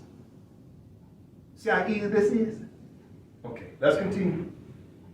Even if it could be assumed that Article 17 operated as a general grant of most favored nation rights to the United States and was not confined to the matters dealt with in the Madrid Convention, it would not follow that the United States is entitled to continue to invoke the provisions of the British and Spanish treaties after they have ceased to be operative as between Morocco and the 2 countries in question. The contention of the United States is based upon the view that most favored nation clauses contained in treaties with countries like Morocco must be given a different construction from that which is accorded to similar clauses in treaties with other countries. 2 special considerations need to be taken into account. All right, so now the ICJ is like, we got to look at this from a different angle, United States. You got the wrong legal argument. So let's take a look at this. We got to use some common sense. That's what the ICJ is saying. All right, here we go. The first consideration depends upon the principle of a personal law and the history of the old conflict between 2 concepts of law and jurisdiction. Continue. The one based upon persons and the other upon territory. Read from the beginning. The first consideration depends upon the principle of a personal law and the history of the old conflict between 2 concepts of law and jurisdiction. The one based upon persons and the other upon territory. Okay, so from the top, the first consideration depends on the principle of personal personal law. What's personal law? Okay, now you got to understand state and citizen. So you got the Empire of Morocco, and then you got Moors, i.e. Moroccans. So you got the state, Empire of Morocco, the state, then you got Moroccans. So personal is who? The Moors. The territory is what? Empire of Morocco. Two different distinct laws in terms of jurisdiction. So the United States of America wasn't claiming to have jurisdiction over the Empire of Morocco state, which is the territory. They was claiming to have jurisdiction over the person of law, which was the Moor, but they was not claiming to have jurisdiction over the territory. You see? From the top. The first consideration depends upon the principle of personal law and the history of old conflict between two concepts of law and jurisdiction. The one based upon persons, Moors, and the other upon territories, the empire. You see? Two distinct legal personalities. And there's a jurisdiction for a state, and there's jurisdiction that oversees persons. Territorial jurisdiction and personal jurisdiction. Territorial jurisdiction and personal jurisdiction. So the United States of America wasn't challenging that they had jurisdiction over the Empire of Morocco. They was challenging they had jurisdiction over who? The Moors directly. You see? This is what's happening. They're fighting over who? Moors. They're not fighting over the Empire of Morocco. They're fighting over control of Moors. You got to see what's happening. From the top. The first consideration depends upon the principle of a personal law and the history of the old conflict between two concepts of law and jurisdiction, the one based upon persons and the other upon territory. The right of consular jurisdiction was designed to provide for a situation in which Moroccan law was essentially personal in character and could not be applied to foreigners. So this is what the United States contention is, you see? The United States is like, nah, Moroccan law is not applicable to Americans. Moroccan laws only deal with Moors. And ICJ is like, nah, hate to tell you, but the United States of America is in Morocco, so therefore Moroccan law is always supreme no matter who's in their territory. You see? So the United States is saying, okay. I recognize we're in the territory of Morocco. We got no problem with that. We did sign the treaties, but we want to have jurisdiction over who? The Moors. That's called what? Personal jurisdiction versus territorial jurisdiction. You see? They want jurisdiction over Moors. Okay. Right here. The right of consular jurisdiction was designed to provide for a situation in which Moroccan law was essentially personal in character and could not be applied to foreigners. The second consideration was based on the view that the most favored nation clauses in treaties made with countries like Morocco should be regarded as a form of drafting by reference rather than as a method for the establishment and maintenance of equality of treatment without discrimination amongst the various countries concerned. According to this view, rights or privileges which a country was entitled to invoke by virtue of a most favored nation clause and which were in existence at the date of its coming into force would be incorporated permanently by reference and enjoyed and exercised even after the abrogation of the treaty provisions from which they had been derived. Right. So what's happening here? So when they said when the treaties was drafted and signed in 1787 or 1836, what they're saying here is that even if you take your name off the treaty, that the treaty provisions somehow still lived on, right? They still were enforceable amongst the European states. So if all the European states took their name off of it and the United States of America was the last one, they could say, well, we still get to enforce it. Even though the other Europeans took their name off of it, I should still be able to use most favored nation clause because that was the purpose and intent of most favored nation clause. The ICJ in France said, no, man, everybody's out. Ain't nobody left. So you can't use that as a legal argument. You see? Let's continue. From either point of view, this contention is inconsistent with the intentions of the parties to the treaties now in question. So who's the parties at the ICJ in this case? Okay, it's France and United States of America. Right? Okay, it says again, from either point of view, this contention is inconsistent with the intentions of the parties to the treaties now in question. So these two parties have a contentious dispute over what? Most favored nation clause. You see? Because the United States of America is using that as their legal defense. France is saying, no, it's obsolete and without effect. You see? You gotta see what's happening.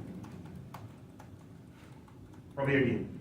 From either point of view, this contention is inconsistent with the intentions of the parties to the treaties now in question.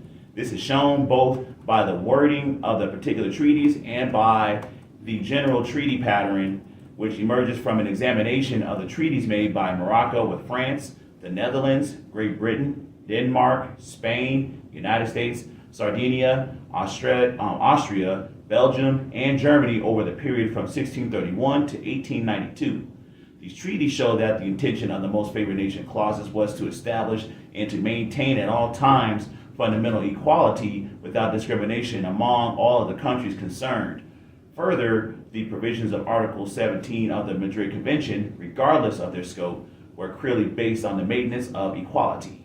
Equality amongst the European states and the Sultan. Continue. The contention would therefore run contrary to the principle of equality and it would perpetrate discrimination. It cannot support the submission of the United States regarding the extent of the consular jurisdiction in the French zone. Paul, so you see that? The contention would therefore run contrary to the principle of equality and it will perpetuate discrimination. It cannot support the submission of the United States regarding the extent of the consular jurisdiction in the French zone, meaning if there's no more other European states, then there is no most favored nation clause. Because there can be no discrimination if nobody else is enjoying a privilege or a right that the United States of America is not enjoying. You see? You gotta understand what's happening. Let's continue. The second contention of the United States is based upon the geographically limited character of the renunciation of consular jurisdiction by Great Britain. This was restricted in its scope to the French zone. Pause, read again.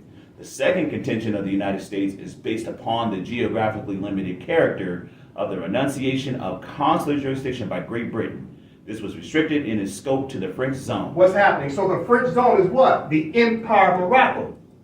So right here, the ICJ is talking about geographically limited character of Great Britain. So they're saying, geographically speaking, Great Britain's territory is in the Empire of Morocco. That's geographically speaking, you see. Now the United States is making a distinction. Great Britain is still in the Empire of Morocco. The United States of America is still in the Empire of Morocco, geographically speaking. You see, Canada is in the Empire of Morocco. France is in the Empire of Morocco, geographically speaking. Right? They're going to mention again. Here we go.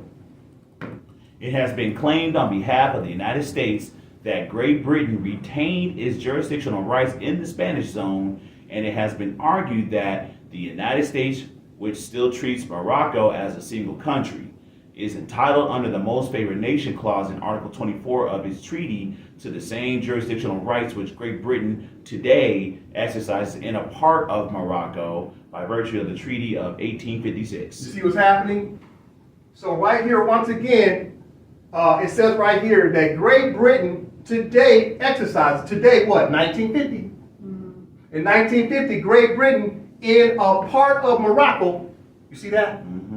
So Great Britain is in a part of Morocco. Morocco's what? The empire. But what are they trying to say here? Great Britain still got the morals that says what? British citizens.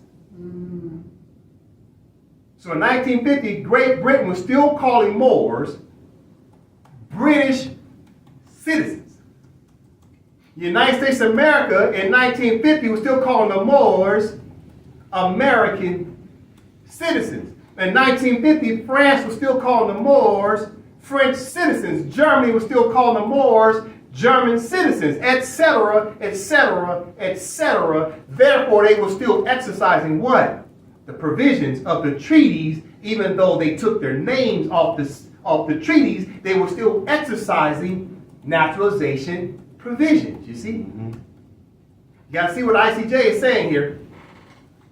Even though they took their names off the treaties, they're still practicing the custom of naturalizing the Moors.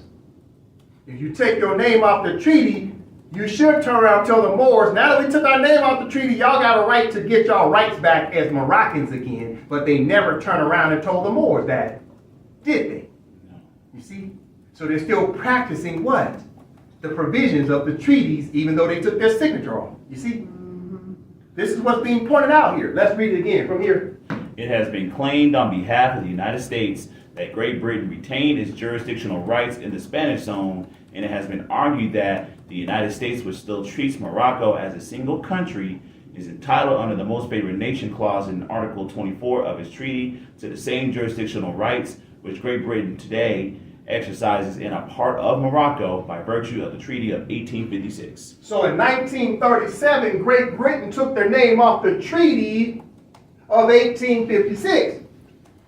But in 1950, even though their name came off of it in 1937, they were still acting like they were still enforcing the 1856 treaty, even though their signature was taken off in 1937.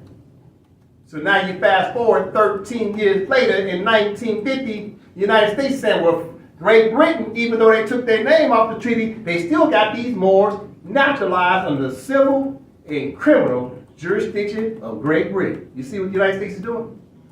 Now let's look at the ironic part here, in case Moors haven't caught on to it yet. All these Christian states are using Moorish treaties to maintain their civil and criminal jurisdiction over Moorish subjects. And the Moorish subjects don't even realize in 1906 that the Christian powers gave the power back to the Moors through the triple principle for the Moors to get their pen back to govern over the Empire of Morocco and the European states. So they sitting up here arguing over your Moorish treaties and got you subjugated. And you don't even realize they gave you back your treaty powers in 1906. And they sitting there arguing in 1950 about you, and you didn't even know. Let's continue. The court is not called upon to determine the existence or extent of the jurisdictional rights of Great Britain and the Spanish zone. It is sufficient to reject this argument on the ground that it would lead to a position in which the United States was entitled to exercise consular jurisdiction in the French zone, notwithstanding the loss of this right by Great Britain. This result will be contrary to the intention of the Most Favored Nation clauses to establish and maintain at all times fundamental equality without discrimination as between the countries concerned. You see, so ICJ said, man, look, there's no discrimination. Europeans took their name off the treaty. So you sitting here talking about what Great Britain is still doing, but yet Great Britain took their signature off. Now, if Great Britain still had their signature on there, then yeah, you could bring a legal argument of Most Favored Nation clause. But once all the other Europeans took their signature off, except for France, United States of America, keeping in mind France was acting like they were Moroccan, which made it look like only the United States of America was the only European state. So right here, the ICJ saying, yeah, there is no discrimination. There's no Most Favored Nation clause as a legal argument. Let's continue. Reliance has also been placed upon the position of France and French nationals as regards the new tribunals of the Protectorate, which have been established for the purpose of exercising jurisdiction over foreigners and applying Moroccan laws to them in the French zone. Pause, read again. Reliance has also been placed upon the position of France and French nationals as regards the new tribunals of the Protectorate, which have been established for the purpose of exercising jurisdiction over foreigners and applying Moroccan laws to them in the French zone. So therefore, France was establishing Moroccan laws. France was establishing Moroccan laws France was establishing Moroccan laws to govern over who? Foreigners. But yet France was a foreigner they damn selves. You see, dual agent. Dual agent. How are they going to establish Moroccan laws to govern themselves as a European? That's the real discrimination. They write laws to govern over United States of America and the other 12 signatory powers. So now the other signatory powers is out. They're like, man, forget all that. France is tripping. United States of America is hanging in there. They say, no, we ain't taking our names off the treaties. And now you look up, and right here the ICJ is saying France, who had to protect it over the entire empire of Morocco, was establishing Moroccan laws, even though the French were not Moroccans, but they were establishing Moroccan laws because the Sultan gave France the power to enact what? Moroccan laws. So when France established the Covenant of the League of Nations of 1920, what was the status of the covenant? It was based in what? Moroccan laws. When France gave a grant to all the other signatory powers of the Charter of the United Nations, the Charter of the United Nations, since it was a grant from France, it became what? Moroccan law. You see what's happening? Mm-hmm. France was drafting Moroccan laws. But guess who was supposed to be drafting Moroccan laws the whole time? Moors, since 1906. You see what's happening? From the top of it. Reliance has also been placed upon the position of France and French nationals as regards the new tribunals of the Protectorate, which have been established for the purpose of exercising jurisdiction over foreigners and applying Moroccan laws to them in the French zone. These tribunals have been constituted with French aid and under French direction and supervision. It is suggested that these are in reality consular courts and that the United States is entitled to be placed in this regard in a position of equality with France. But the tribunals of the Protectorate in the French zone are not in any sense consular courts. They are Moroccan courts, organized on French models and standards, affording guarantees of judicial equality to foreigners. Accordingly, the court cannot accept this contention. See, the court rejected France pretending they had a consular court. Because consular court, who's supposed to be sitting in the seats? Moors. But you had a bunch of Frenchmen sitting in the consular court. Now do y'all understand in class 129 when I was talking about can that good brother who's sitting there representing the King of Morocco as a judge, and no disrespect to him, he's getting caught up in the politics, but based on his prima facie, he looks like what? A Frenchman. He don't look like a Moor, and he don't look Arab. So he's what? This is what the ICJ said in 1952 in a judgment that France had Frenchmen sitting in the consular court. Let's read it again. Reliance has also been placed upon the position of France and French nationals as regards the new tribunals of the Protectorate, which have been established for the purpose of exercising jurisdiction over foreigners and applying Moroccan laws to them in the French zone. These tribunals have been constituted with French aid and under French direction and supervision.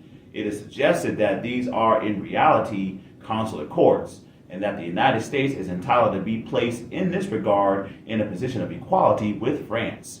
But the tribunals of the Protectorate in the French zone are not in any sense consular courts. They are Moroccan courts, organized on French models and standards, affording guarantees of judicial equality to foreigners. Accordingly, the court cannot accept this contention. See that? So France pretending like these are Moors sitting in the court. The reality, there were Frenchmen sitting in the court. You see what happened? Dual agent. So it was a conflict of interest.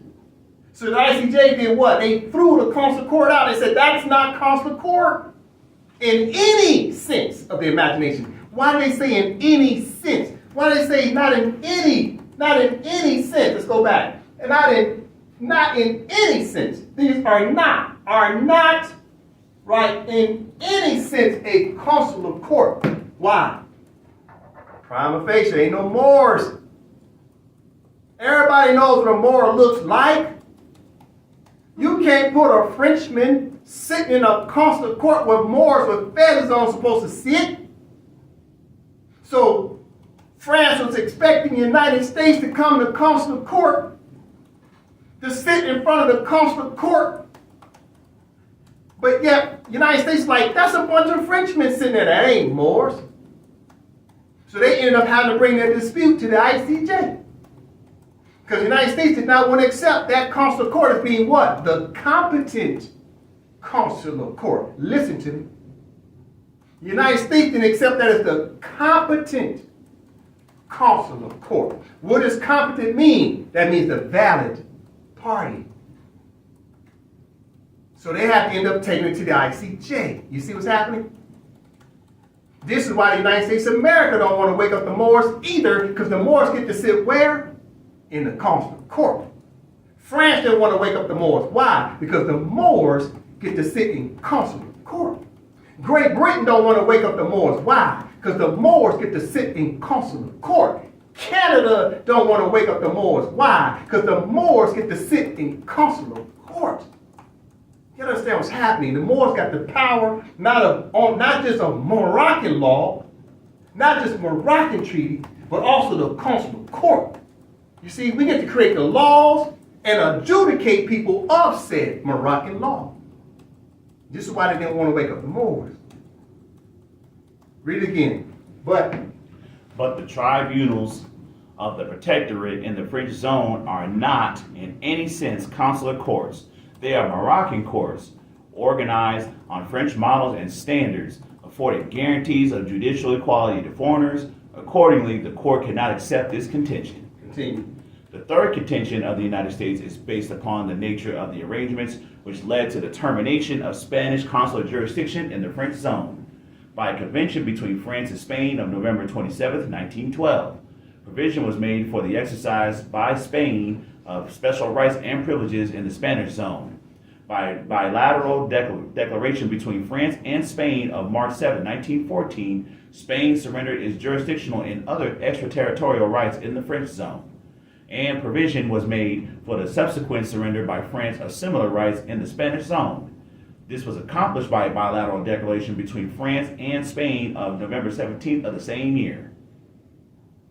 The United States contends that as both the Convention of 1912 and the declarations of 1914 were agreements between France and Spain, and as Morocco was not named as a party to either agreement, the rights of Spain under the earlier provisions still exist, de jure, notwithstanding that there may be a de facto situation which temporarily prevents their exercise. Oh, so what's happening? You see what the United States is saying?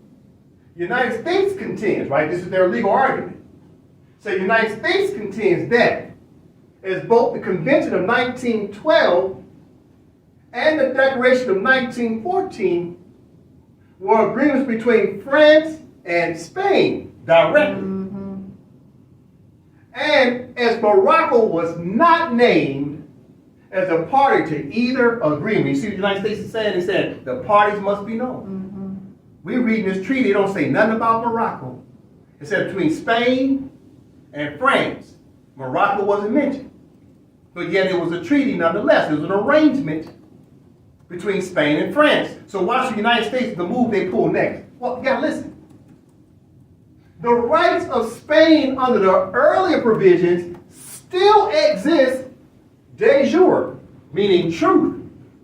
Because the United States said, well, since France didn't mention Morocco in the agreement, that means that contract is not fully valid. Because France is supposed to be representing Morocco and not representing their own interest. With Spain, it's supposed to be France and Spain, but France is supposed to say, French government on behalf of the Empire of Morocco. French Republic on behalf of the Empire of Morocco. But if it just says French Republic and it don't mention on behalf of Morocco, then guess what? that means that contract is null and void because France will be representing the empire and not just only their own interests. So look what the United States says. You know what? Spain kind of, the rights of Spain under the earlier provisions, the other treaties, still exist de jure, meaning their rights, Spain's rights as a treaty still exist because France had a procedure of default. That it was a procedure of default, you see? Because they didn't mention Morocco in the contract. Parties must be known. The United States is attacking it. So that's not a valid contract. France can't sign that by themselves. You see? It's got to be Mark Zuckerberg on behalf of Facebook. It just can't say Mark Zuckerberg. Okay, who you representing, Mark Zuckerberg? Oh, Facebook. But if Mark Zuckerberg never mentions Facebook in the contract, then that means the contract was just Mark Zuckerberg and not Facebook. You see? Mm-hmm. You must always say who you're representing. Just like the United States is a legal personality. The United States of America is a different legal personality. Mm-hmm. Two separate legal personalities. So every time the United States signs something, they should say United States on behalf of the United States of America. It should have been French Republic on behalf of the Empire of Morocco. So the same thing that the United States is challenging France on, the same thing the Moors should be challenging the United States. United States, you can't sign it just simply United States. That's invalid. You got to sign as United States on behalf of United States of America. Why? Because that's the proper name on the contract the United States is representing as a power of attorney. You see? That's called law and procedure. That sets up what? The execution of the functionality of the contract. The parties must be known. From the top. The United States contends that as both the Convention of 1912 and the Declarations of 1914 were agreements between France and Spain, and as Morocco was not named as a party to either agreement, the rights of Spain under the earlier provision still exist de jure, notwithstanding that there may be a de facto situation which temporarily prevents their exercise. Pause. So what the United States is saying de facto, from a de facto perspective, right? From a de facto perspective, yes, Spain signed the contract. Spain and France. That created what? A contract. That's based on what? A fact. The fact is Spain and France signed a contract. That's de facto of a fact. But the United States turned around and said, yeah, but of truth, the truth is different from fact. You see how they're schooling the Moors right here? The United States knows the difference between de facto and de jure. You see? So United States is what? United States as a standalone personality is de facto. The United States of America is de jure. So the de facto United States has to say United States de facto government on behalf of the de jure United States of America. You see? That's how they have to sign everything. You see? This is why when the Moors, we write our documents, when we say, as an example, Allodium Mors Pretium Ante Colorado, the name of the state, right beneath it, you see what? A provincial government of the pre-existing, existing Moroccan Empire. So we're recognizing that our state, Moroccan state, is operating on behalf of the Empire of Morocco. That's how we write everything, you see? We always tie everything back to the Empire of Morocco. Okay, let's talk about the Kingdom of Morocco's constitution. Since they don't recognize the empire and they don't recognize the Sultan, that means they're not operating what? It ain't the Kingdom of Morocco on behalf of the Empire of Morocco, you see? So they can't represent the empire because they don't recognize the empire. Contracting parties must be known, and you must write it precisely. Let's continue from top. The United States. Mm-hmm. The United States contends that as both the Convention of 1912 and the Declarations of 1914 were agreements between France and Spain, and as Morocco was not named as a party to either agreement, the rights of Spain under the earlier provisions still exist de jure, notwithstanding that there may be a de facto situation which temporarily prevents their exercise.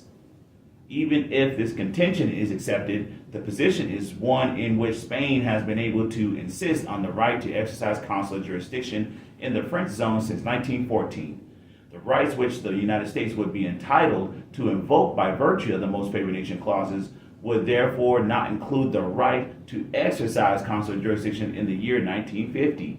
They would be limited to the contingent right of reestablishing consular jurisdiction at some later date in the event of France and Spain abrogating the agreements made by the Convention of 1912 and the Declarations of 1914.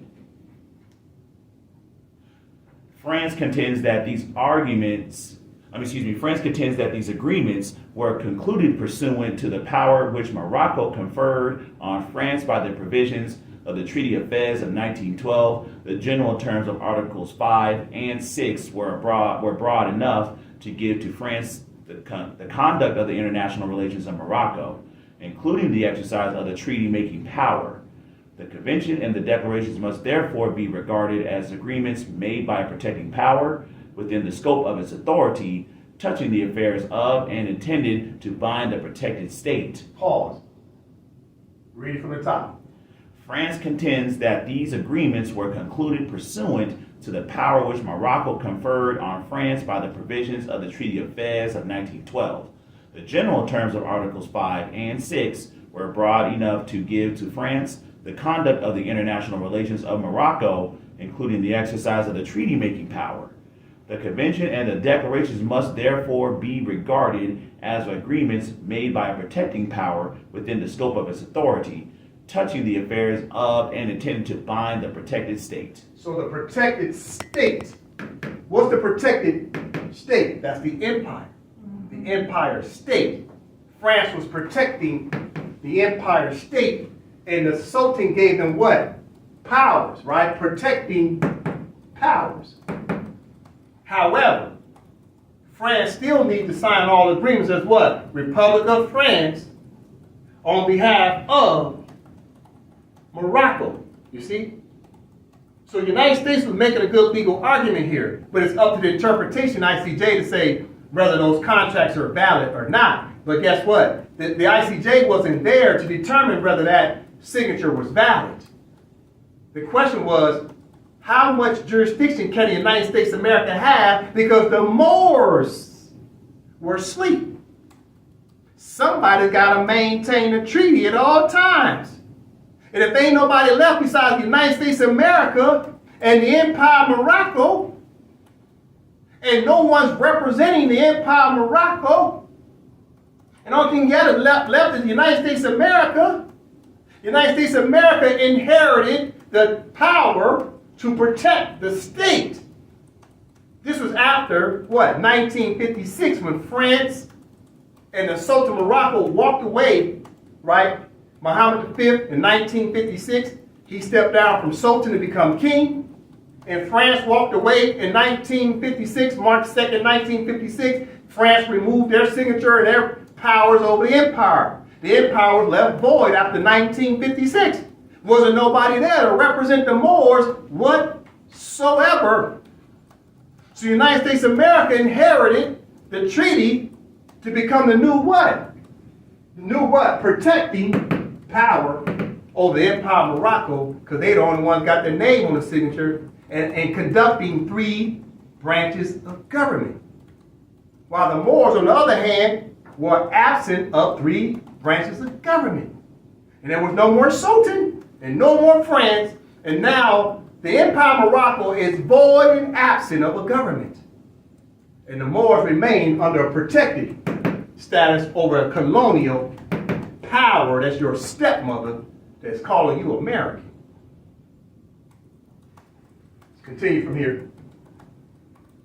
As it is made clear by the third paragraph of Article 1 of the Treaty of Fez of 1912, which provided that the government of the Republic will come to an understanding with the Spanish government regarding the interests which the latter government has in virtue of its geographical position and territorial possessions on the Moroccan coast.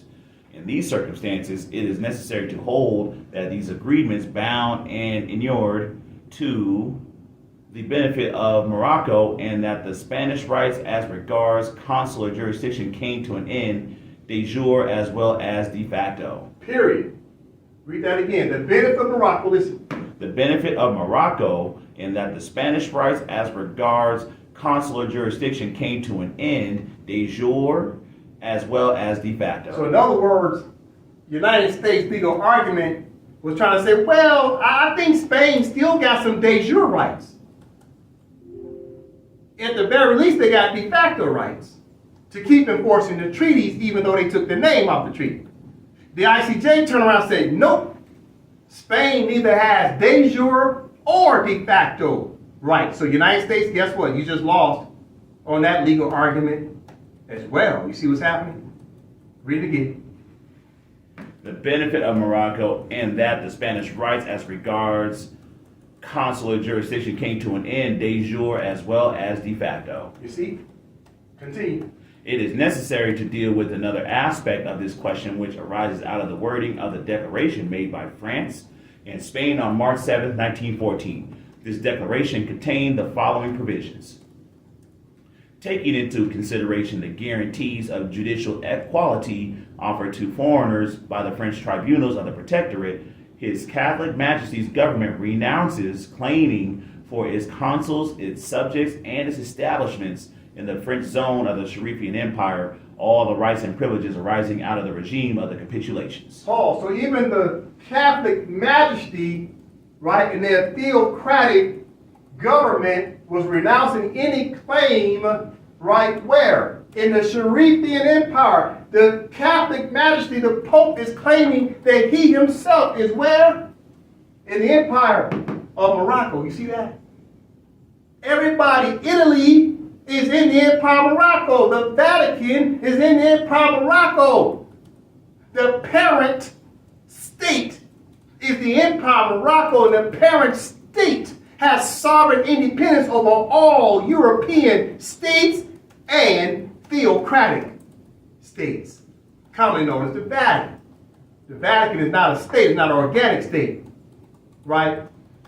But right here, it's still got a government. Why? Because all churches got some form of bylaws that claim they got some internal government. So don't get caught up in the word government. The Vatican is not a state, but they do have an internal government called the Holy See, right? But they're not a state. But what's my point? His Catholic Majesty's government was renouncing any claims in what? The Sharifian Empire, the Moorish Empire. You see? Let's continue. So far as the government of the French Republic is concerned, it binds itself to renounce equally the rights and privileges existing in favor of its consuls, its subjects, and its establishments in the Spanish zone as soon as the Spanish tribunals are established in the said zone. The declaration whereby France complied with the above undertaking was made on November 17, 1914, and included the following paragraph. Taking into consideration the guarantees of judicial equality offered to foreigners by the Spanish tribunals in the Protectorate, the government of the French Republic hereby renounces claiming for its consuls, its subjects, and its establishments in the Spanish zone of the Sharifian Empire, all the rights and privileges arising out of the regime of the capitulations. What's happening here? So the ICJ is saying, see how everybody renounced any jurisdiction in the Empire of Morocco? So United States of America, you can't claim this most favored nation clause because everybody renounced. Everybody but you, United States of America. So if you're going to make a claim, then you can't use this most favored nation clause. Wrong legal argument. Continue. It will be observed that both declarations use the words renounce, reclaimer, renounce as claiming, and the question has arisen whether these words were intended as a surrender or renunciation of all the rights and privileges arising out of the capitulatory regime, or whether they must be considered as temporary undertakings not to claim those rights or privileges so long as the guarantees for judicial equality are maintained in the French zone by the tribunals of the protectorate, and so long as the corresponding guarantees are maintained in the Spanish zone. The question is academic rather than practical. Even if the words in question should be construed as meaning a temporary undertaking not to claim the rights and privileges, the fact remains that Spain in 1950, as a result of these undertakings, was not entitled to exercise consular jurisdiction in the French zone. It follows that the United States would be equally not entitled to exercise such jurisdiction in the French zone in the year 1950. You see, so this is what the ICJ is saying. No one can claim most favored nation clause, and no one can claim a right of consular jurisdiction over the Moors. No one can claim a right. So you got to have a different legal argument. You got to see what's happening here. All right? Continue. Nevertheless, it is necessary for the court to examine these declarations in order to determine what the parties had in mind when they used the words in question. The parties in both declarations used the expression taking into consideration the guarantees of judicial equality. These are words which, if given their ordinary and natural meaning, state the consideration would lead to the making of the surrender, but they are not words which would normally be used if it was intended to make a conditional surrender. The court is of opinion that the words renounce a reclaimer must be regarded as an out-and-out renunciation of the capitulatory rights and privileges. This view is confirmed by taking into account the declarations and other arrangements made by France and other interested powers designed to bring about the surrender of their jurisdictional and other extraterritorial rights in the French zone. The two declarations made by France and Spain in 1914 show that they both regarded the expression renounce a reclaimer as equivalent to a renunciation of the rights in question. In the Declaration of March 7, 1914, the French government bound itself to renounce equally the rights and privileges. In the later Declaration of November 17, 1914, France gave effect to this obligation by using the expression renounce a reclaimer. It is clear, therefore, that both France and Spain regarded this expression as proper for bringing about a complete surrender or renunciation of the rights and privileges in question. On July 31st, 1916, the French ambassador at Washington sent to the Secretary of State of the United States the text of the declaration signed with reference to the abrogation of capitulations in the French zone of Morocco by all the powers signatory of the Algeciras Conference and by the South American republics. In the text thus transmitted, the expression used in English was relinquishes the claim to all the rights and privileges growing out of the capitulation regime. It is thus clear that at that date, long before the present dispute had arisen, France regarded the expression relinquishes its claim, or in other words, renounce a reclaimer, as bringing about the abrogation of the privileges in question. So the United States had already agreed to give up jurisdiction in 1916, way before the case of 1950, you see? But the United States is still fighting for some rights over the Moors, nonetheless, because they still got their name on the treaties.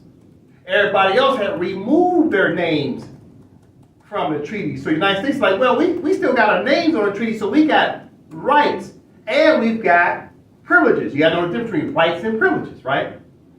So they're still fighting for certain rights to hold on to the Moors. You see what's happening? Why are they so desperate to hold on to the Moors? It's because they know if these Moors wake up and find out who they are, the Moors will get their pen back. So they want to make sure these Moors can continue to call themselves what? Negro, black, and colored, African American, Moorish American, and Indian, etc. The United States is controlling the education of the nation. You see what's happening? They don't want the Moors to wake up. So if they can control the education and the manipulation, then they can keep these Moors asleep. You see? Let's continue. The declaration made by France and Spain on March 7, 1914, was one of a series of agreements negotiated by France with more than 20 foreign states for the surrender of their jurisdictional and other extraterritorial rights so far as concerned the French zone of Morocco. At least 17 of these agreements use the expression renonce et reclaimer as a means of bringing about a complete abrogation of all rights and privileges arising out of the regime of capitulations. Pause.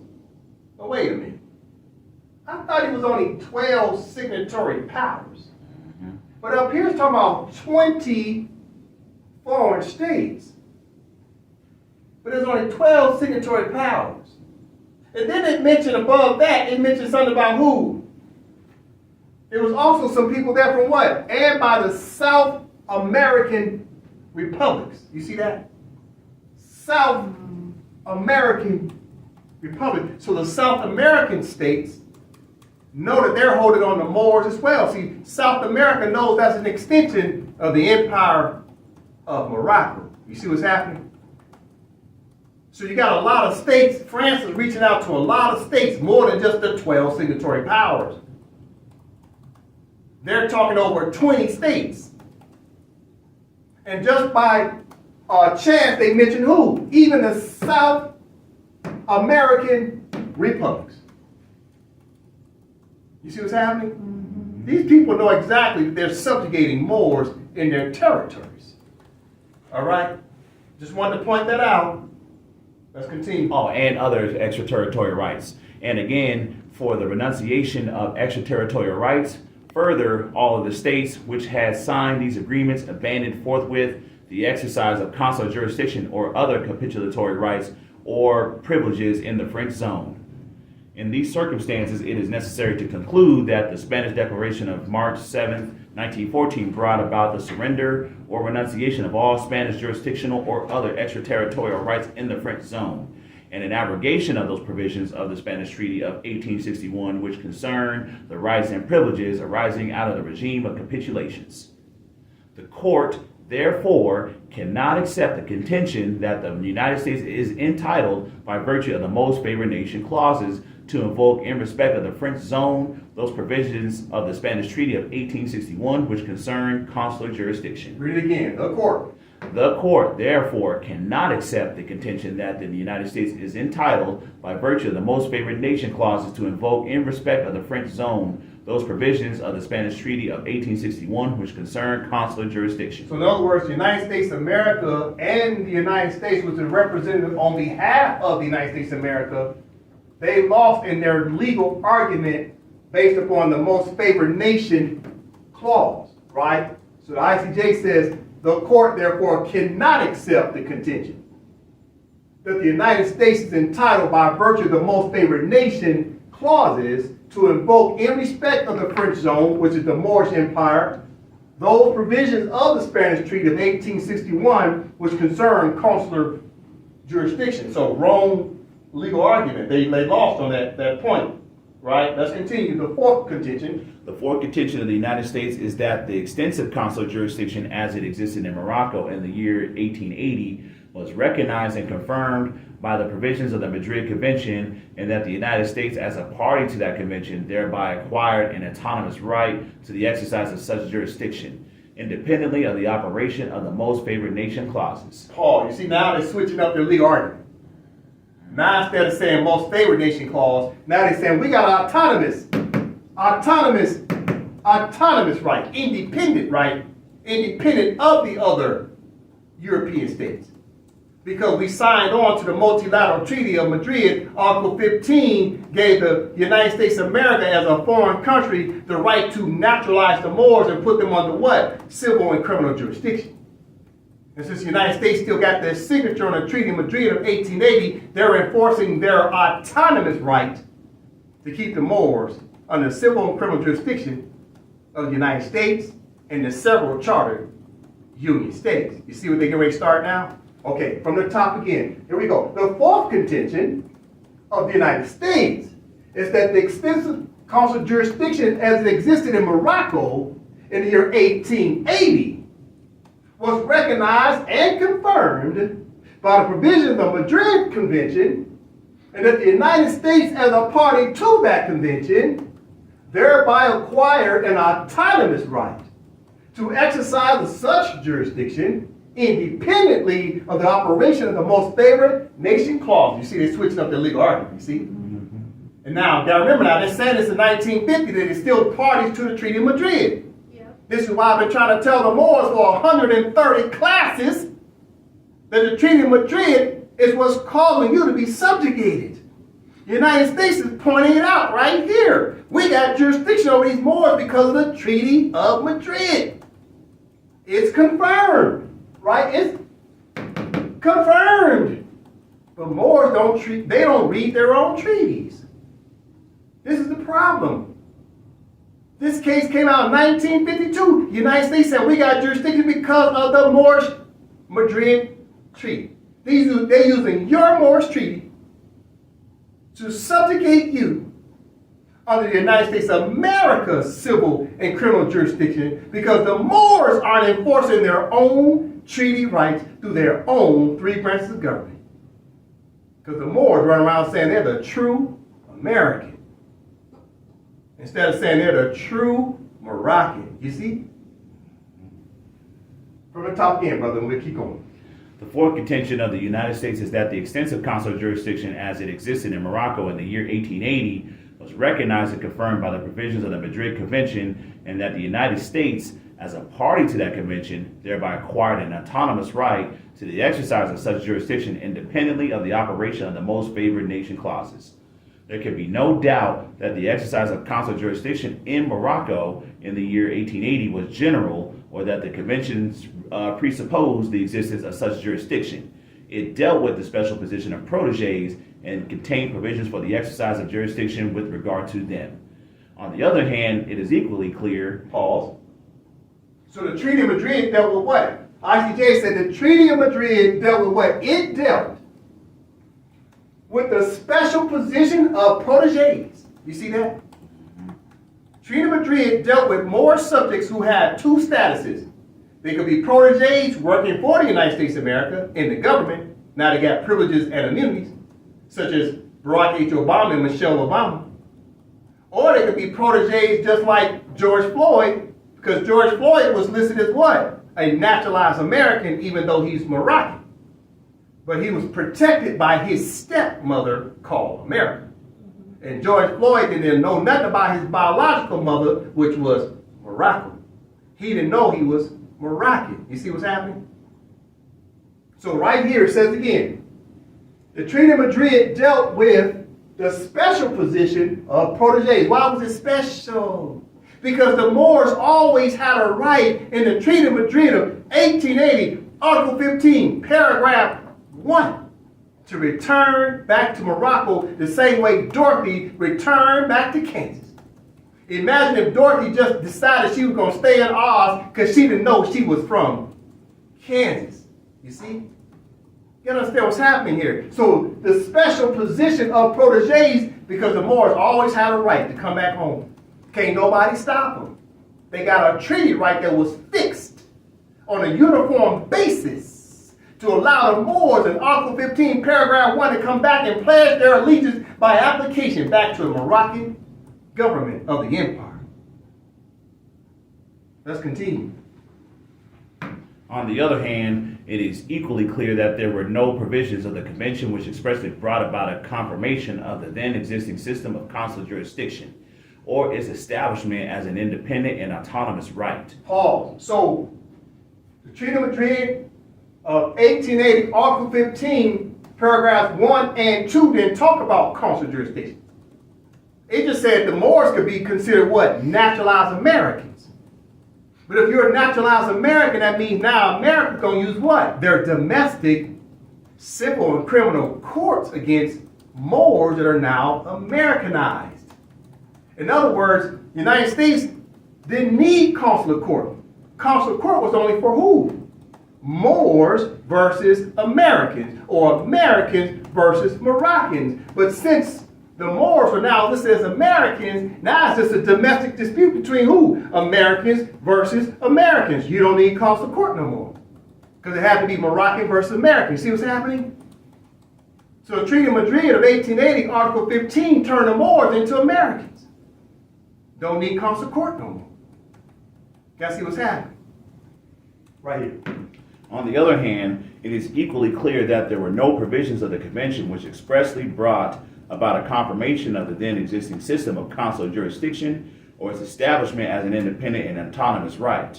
So the United States did not have no independent and autonomous right because all the treaty was based in what? Most favored nation clause.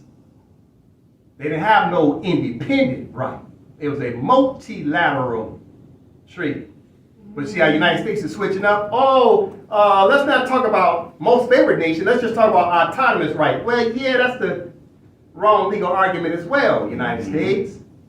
You see what's happening? Okay, continue. The purposes and objects of this convention were stated in its preamble in the following words: the necessity of establishing on fixed and uniform basis the exercise of the right of protection in Morocco and of settling certain questions connected therewith. Pause, read it again. The purposes and objects of this convention were stated in the preamble in the following words: the necessity of establishing on fixed and uniform basis the exercise of the right of protection in Morocco and of settling certain questions connected therewith. So what happened? In the Treaty of Madrid of 1880, Article 15, paragraphs 1 and paragraph 2. Paragraph 1 was about what? Moors could return to Morocco. That's a fixed, uniform basis. Moors got every right to come back home, like Dorothy. But paragraph 2 said what? If the Moors don't exercise their right to come back to Morocco and pledge their allegiance back to Moroccan government, the United States of America have a right to do what? Keep them naturalized as Americans. That was also a fixed and uniform basis. So Article 15 of the Treaty of Madrid, let's go to it real quick as a reference point. Let's go to it. All right, so that's 1880.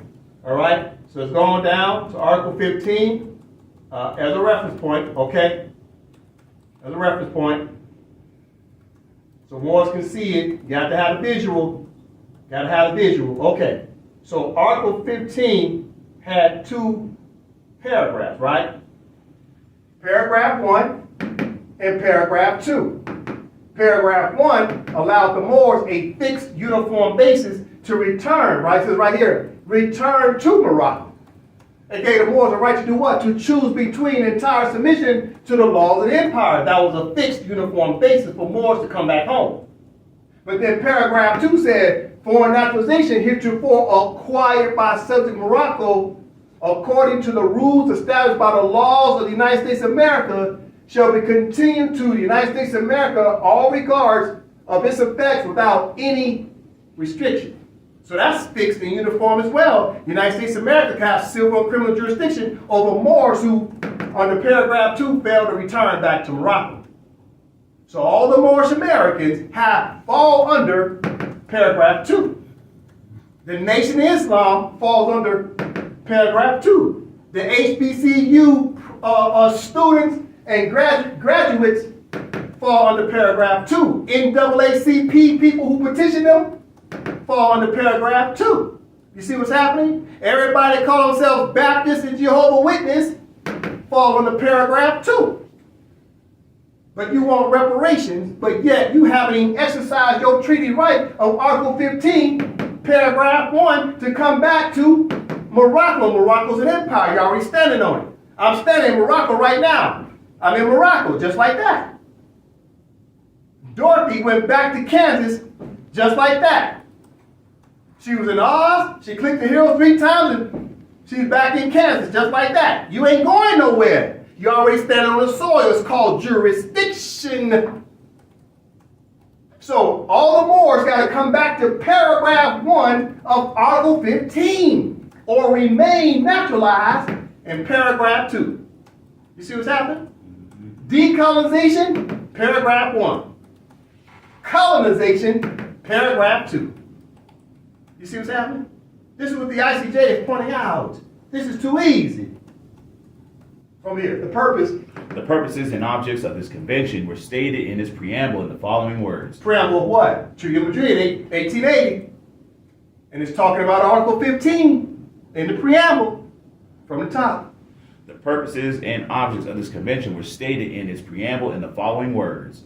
the necessity of establishing on fixed and uniform basis the exercise of the right of protection in Morocco and of settling certain questions connected therewith. In these circumstances, the court cannot adopt a construction by implication of the provisions of the Madrid Convention which would go beyond the scope of its declared purposes and objects. Further, this contention would involve radical changes and additions to the provisions of the convention. The court, in its opinion, interpretation of peace treaties, second phase ICJ reports, 1950, page 229, stated, it is the duty of the court to interpret the treaties, not to revise them. So the United States of America want the ICJ to rule on behalf of the United States of America to allow the United States of America to keep the Moors naturalized permanently. So the United States of America maintains civil and criminal jurisdiction over the Moors permanently. But the ICJ said, nah, the Treaty of Madrid established a fixed and uniform basis. It gave both the Moors some rights and it gave the United States some rights. Both got a right to invoke their rights. So the Moors in the Treaty of 1880 had a right under Article 15, paragraph 1, a fixed uniform basis to return to Moroccan state and get out of the jurisdiction of the United States or remain naturalized in the United States jurisdiction. So the United States is fighting for paragraph 2. They're fighting for it, you see. They don't want the Moors to be able to exercise paragraph 1. You see what's happening? See, the ICJ is recognized and said, nah, man, you asking us to give you some right that's not written in the treaty. You don't get full jurisdiction. You may get a limited jurisdiction because the Moors are still consenting and acquiescing under Article 15, paragraph 2. You see? But the Moors are making that decision to stay under the jurisdiction of the United States. They're consciously making it because they think they're black. They're looking for civil rights and reparations instead of establishing their nation through the enforcement of their treaty rights. You see? Let's continue. The fifth contention of the United States is that the consular jurisdiction in Morocco was recognized and confirmed by various provisions of the Act of Algeciras. Pause, read again. The fifth contention of the United States is that the consular jurisdiction in Morocco was recognized and confirmed by various provisions of the Act of Algeciras. So now they're finally talking about the Act of Algeciras. If they're starting to round it up, they're finally now talking about the 1906 Act of Algeciras, which is the parent treaty over all Moorish treaties. So all Moorish treaties come under the jurisdiction of the Act of Algeciras. All of them. Treaty of Peace and Friendship of 1787 and 1836, and the Madrid Convention of 1880 come under the Treaty of the Act of Algeciras. And now the United States said the Act of Algeciras gave them some treaty rights of consular jurisdiction. You see what they're doing? They're using Moorish treaties against Moors to subjugate Moors. See how ironic this is? But then they'll pretend like they don't know who Moors are, but yet they're using Moorish treaties to keep the Moors subjugated. You see what's happening? From the top.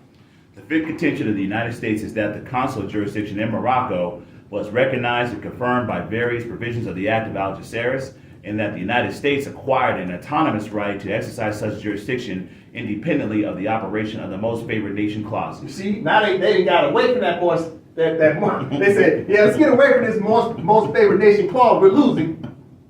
Now let's say we got our autonomous right because the Act of Algeciras. But guess what? Act of Algeciras was what? A multilateral treaty.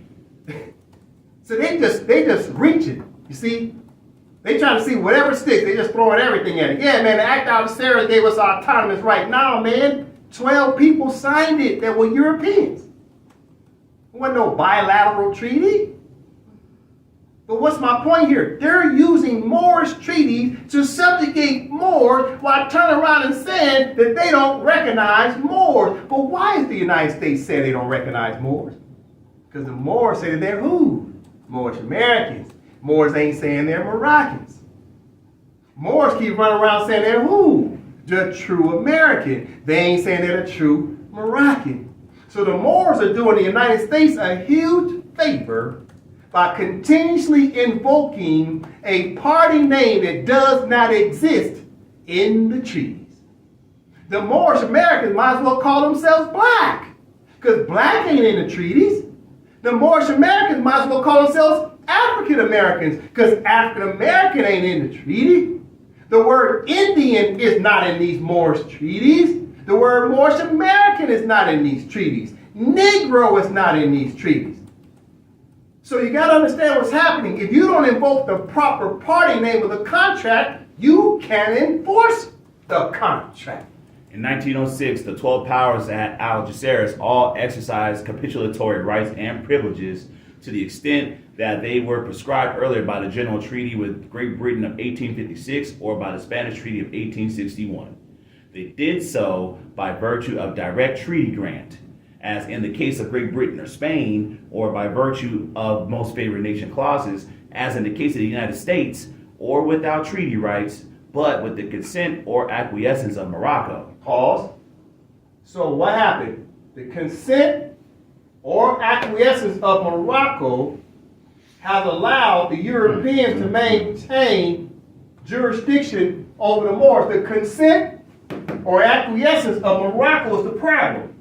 The consent or acquiescence of Morocco. What's Morocco? That's the state. But what's the state government?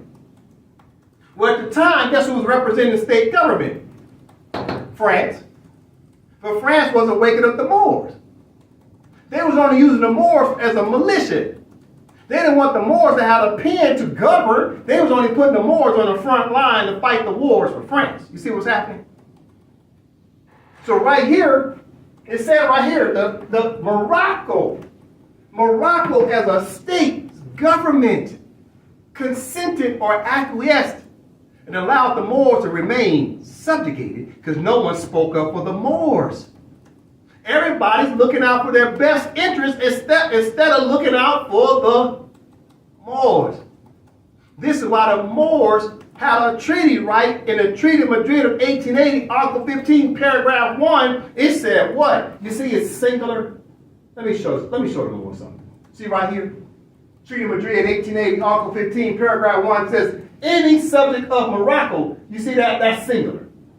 Any subject of Morocco, it says subjects, it says subject, that's singular. It was the obligation of the Moor. Each Moor had to come back home on their own. You remember in the movie of Dorothy? Dorothy came back home. But she left everybody in Oz, didn't she? She had to return on her own. And all the Moors individually got to come back on their own. We can't come save you. Moroccan states can't come save the Moors. The Moors have to save themselves and come back and consent back to the government of Morocco. Until then, you're still consenting and acquiescing to the jurisdiction of the United States of America because you're consenting and acquiescing because you're not sitting in the seats of the Moroccan government. You don't have three branches of government. So you waived your rights. You came under protective status. This is sad. This is 1952. Why didn't the Moors know about this? Let's continue. Accordingly, the Act of Algeciras presupposed the existence of the regime of capitulations, including the rights of consular jurisdiction, and many of its provisions assigned particular functions to the then existing consular tribunals. Reference has been made in the course of the argument to Articles 19, 23, 24, 25, 29, 45, 59, 80, 81, 87, 91, 101, 102, and 119. For example, Chapter 5, which deals with the customs of the empire and the repression of fraud and smuggling, contains Article 102, which provides, every confiscation, fine, or penalty must be imposed on foreigners by consular jurisdiction and on Moorish subjects by Sharifian jurisdiction. Pause.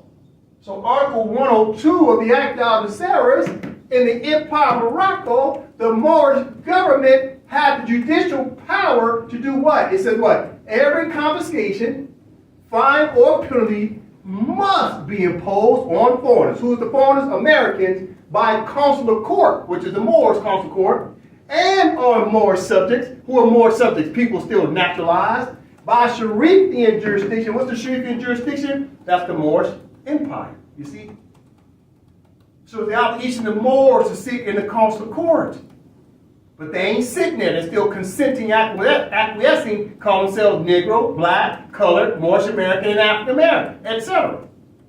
Look what else it continues to say. Look at this.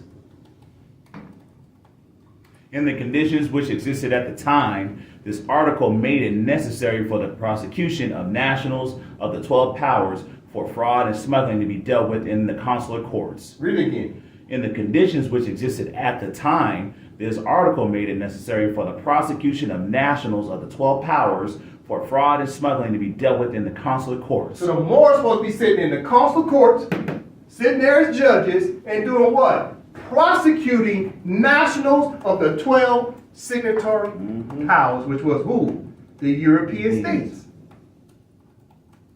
But instead, they flipped it. Now they prosecuting you. Because they got a chance to naturalize you. Now you run around talking about you the true American instead of saying you're the true Moroccan. Only Moroccans can sit in the consular court. Everybody else is what? Article 102 says what? You're either a foreigner or you're a Moorish subject, such as the Moorish Americans and the black people are all Moorish subject because you have failed to return to pledge your allegiance to a Moroccan state under the Treaty of Madrid of 1880, Article 15, Paragraph 1. And the Moors that have returned to Morocco get to sit in consular court and now do what? Prosecute nationals of the 12 powers. And guess who's considered to be nationals? All Moorish subjects who are now Americans and all foreigners who call themselves Americans. You see that? This is why the United States don't want you to know that you're a Moor. You get to adjudicate and sentence them. They don't want that. So they put overseers in charge of us that look like us, that told us we was every name but Moroccan. You gotta understand what's happening. We've been sold out. Continue. Since 1937, the position has been one in which 11 of the powers have abandoned their capitulatory privileges and their consular jurisdiction has ceased to exist. Accordingly, Morocco has been able to make laws and to provide for the trial and punishment of offenders who are nationals of these 11 countries. The position of the United States is different and must now be examined. Okay, so wait a minute. So why are they saying the United States is different from the other signatory powers? It's because their name is still on the treaty. That's why. That's number one. Everybody else removed their signature. What's the second reason why? Well, they already gave you a hint. The Moors consented and acquiesced, meaning that we silently allowed the colonists to keep us in a colonized status because we don't know our nationality. We keep thinking we're Americans, which means you're agreeing to be colonized. So it's two reasons why. One, because you suffer from cognitive dissonance, right? And because the United States still got their name on the treaty, which gives them rights. Treaty rights at that. It ain't got nothing to do with their Constitution of the United States. Stop talking about their Constitution. You need to be looking at their treaties. How many times has the United States mentioned their treaty, their Constitution? Let me say it again. We've been reading this. How many times has the ICJ or France or even the United States mentioned the United States of America's Constitution? Never. They never mentioned the United States Constitution. But the Moors have been taught to enforce the Constitution of the United States instead of enforcing treaty rights. But the reason why the Grand Sheiks and the National Grand Sheiks and the Supreme Grand Sheiks and all these ministers, reverends, HBCUs, NAACP, and BET won't tell you about these treaties is because the treaties talk about Moorish subjects and Moroccans. You see what's happening?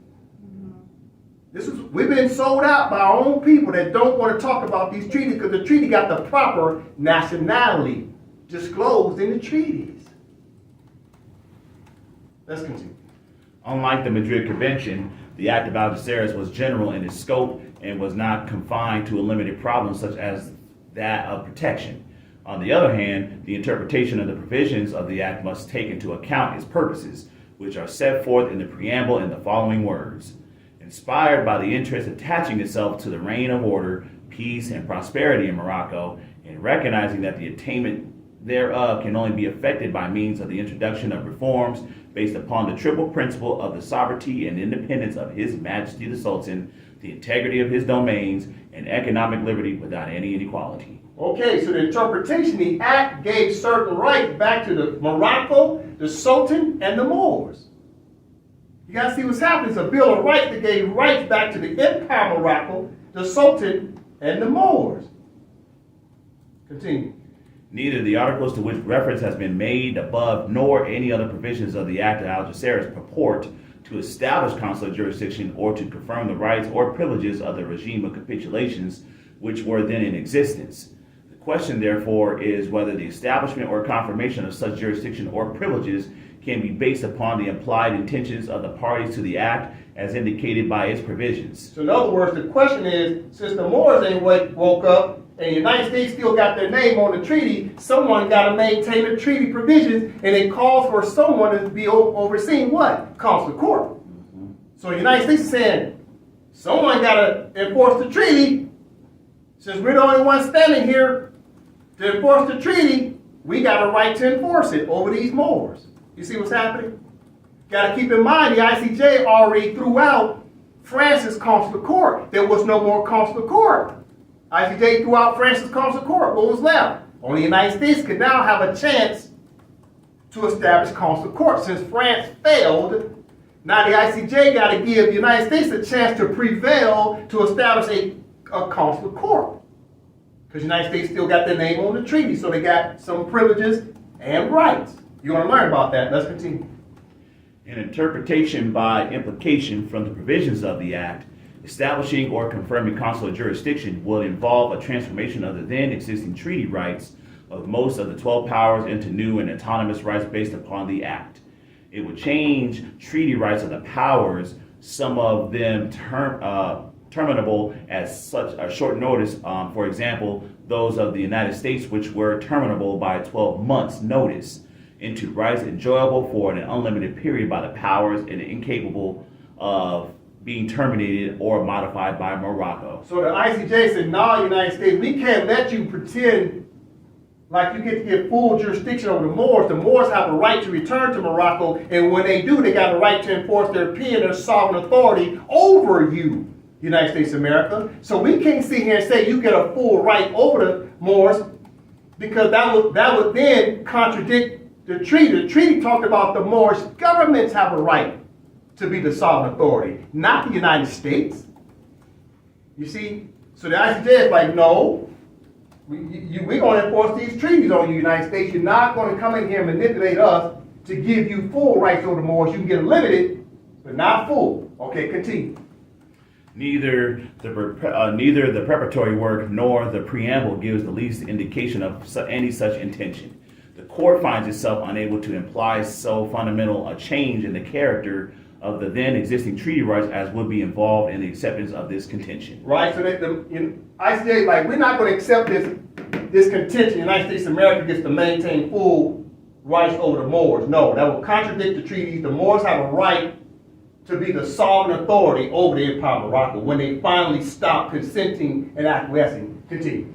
There is, however, another aspect of this problem arising out of the particular articles to which reference has been made above. These are the articles which include provisions necessarily involving the exercise of consular jurisdiction. In this case, there is a clear indication of the intention of the parties to the effect that certain matters are to be dealt with by the consular tribunals, and to this extent, it is possible to interpret the provisions of the Act as establishing or confirming the exercise of consular jurisdiction for these limited purposes. The maintenance of consular jurisdiction, insofar as it may be necessary to give effect to these specific provisions, can therefore be justified as based upon the necessary intendment of the provisions of the Act. So the ICJ said there must be it's necessary that someone got to maintain what? Confirming the exercise of consular jurisdiction for these limited purposes. What are they confirming? That the United States of America is still a signatory power to the treaty. And somebody's got to enforce the treaty, because the treaty is supreme law of the land. And since the Moors was acquiescing, the United States of America automatically got a limited, right? They got a limited right over the Moors. In other words, temporary. You see? Let's continue. This result is confirmed by the provisions of Articles 10 and 16 of the Convention between Great Britain and France of July 29, 1937. These articles refer to the jurisdictional privileges accorded on the basis of existing treaties or enjoyed by the United States of America under treaties at present in force. They presuppose, therefore, that the jurisdictional privileges of the United States, even after the surrender of British capitulatory rights, would not be limited to the jurisdiction provided by Articles 20 and 21 of the Treaty with Morocco of 1836. So what's not limited, right? What's not limited to the jurisdiction provided by the Articles 20 and 21, right? So it would not be limited to the jurisdiction provided by Articles 20 and 21 of the Treaty of Morocco of 1836. What's happening here? The United States is saying Great Britain had a right to naturalize the Moors and put them under the domestic civil and criminal jurisdiction of Great Britain. They didn't need consular court in Great Britain. The United States of America turned around and said the same thing. We don't need no consular court. All we really need is just keep these Moors as Americans.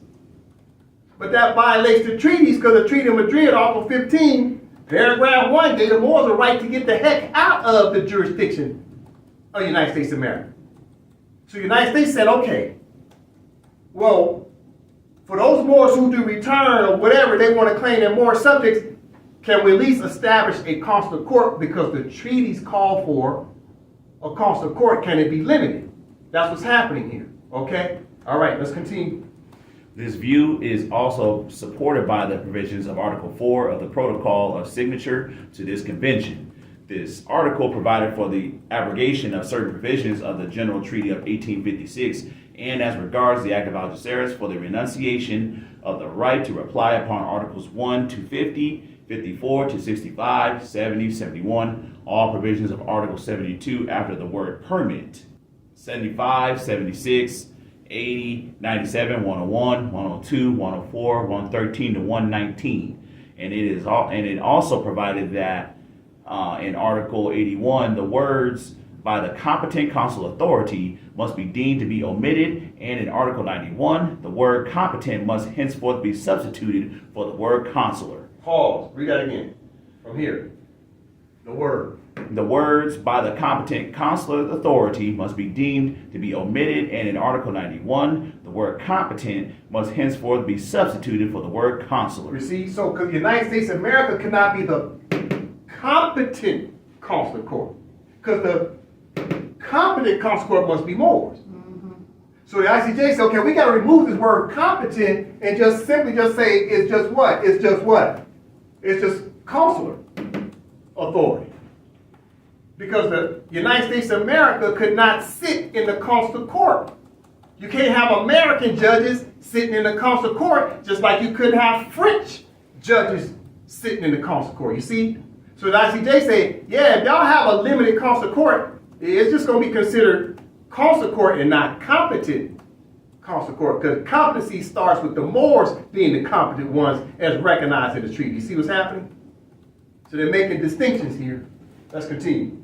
It is clear that in 1937, France, representing Morocco, and Great Britain were proceeding upon the assumption that certain of the provisions of the Act of Algeciras recognize a limited consular jurisdiction for the purposes of the judicial proceedings therein described. The court is not called upon to examine the particular articles of the Act of Algeciras which are involved. It considers it sufficient to state as its opinion that the consular jurisdiction of the United States continues to exist to the extent that may be necessary to render effective those provisions of the Act of Algeciras which depend on the existence of consular jurisdiction. So right here in this paragraph it said it considers it sufficient to state as an opinion that the consular jurisdiction of the United States continues to exist to the extent that may be necessary to render effective those provisions of the Act of Algeciras which depend on the existence of consular jurisdiction. You see, since the United States of America still got their name on the treaty, they got a chance to enforce it. But the Moors wasn't enforcing it because they didn't know that they were Moroccans. They didn't establish their three branches of government, you see. So somebody got to enforce the treaty. So the United States was given by default a right to have a limited jurisdiction over the Moors. Continue as we close out. This interpretation of the act in some instances leads to results which may not appear to be entirely satisfactory, but that is an unavoidable consequence of the manner in which the Algeciras Conference dealt with the question of consular jurisdiction. The court cannot, by way of interpretation, derive from the act a general rule as to full consular jurisdiction, which it does not contain.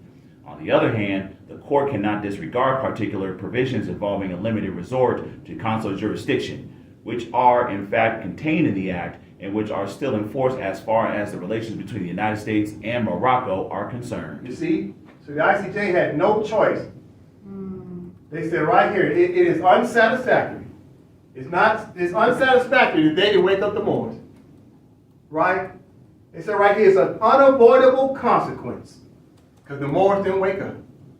Now the ICJ got to award the United States with a limited jurisdiction over the Moors because the Moors run around calling themselves Negro, black, colored, African American, Moorish American, Indian, Hebrew Israelite, etc. Everything but Moroccan. And the Moors wasn't pledging their allegiance back to a Moroccan state by application, you see. Continue.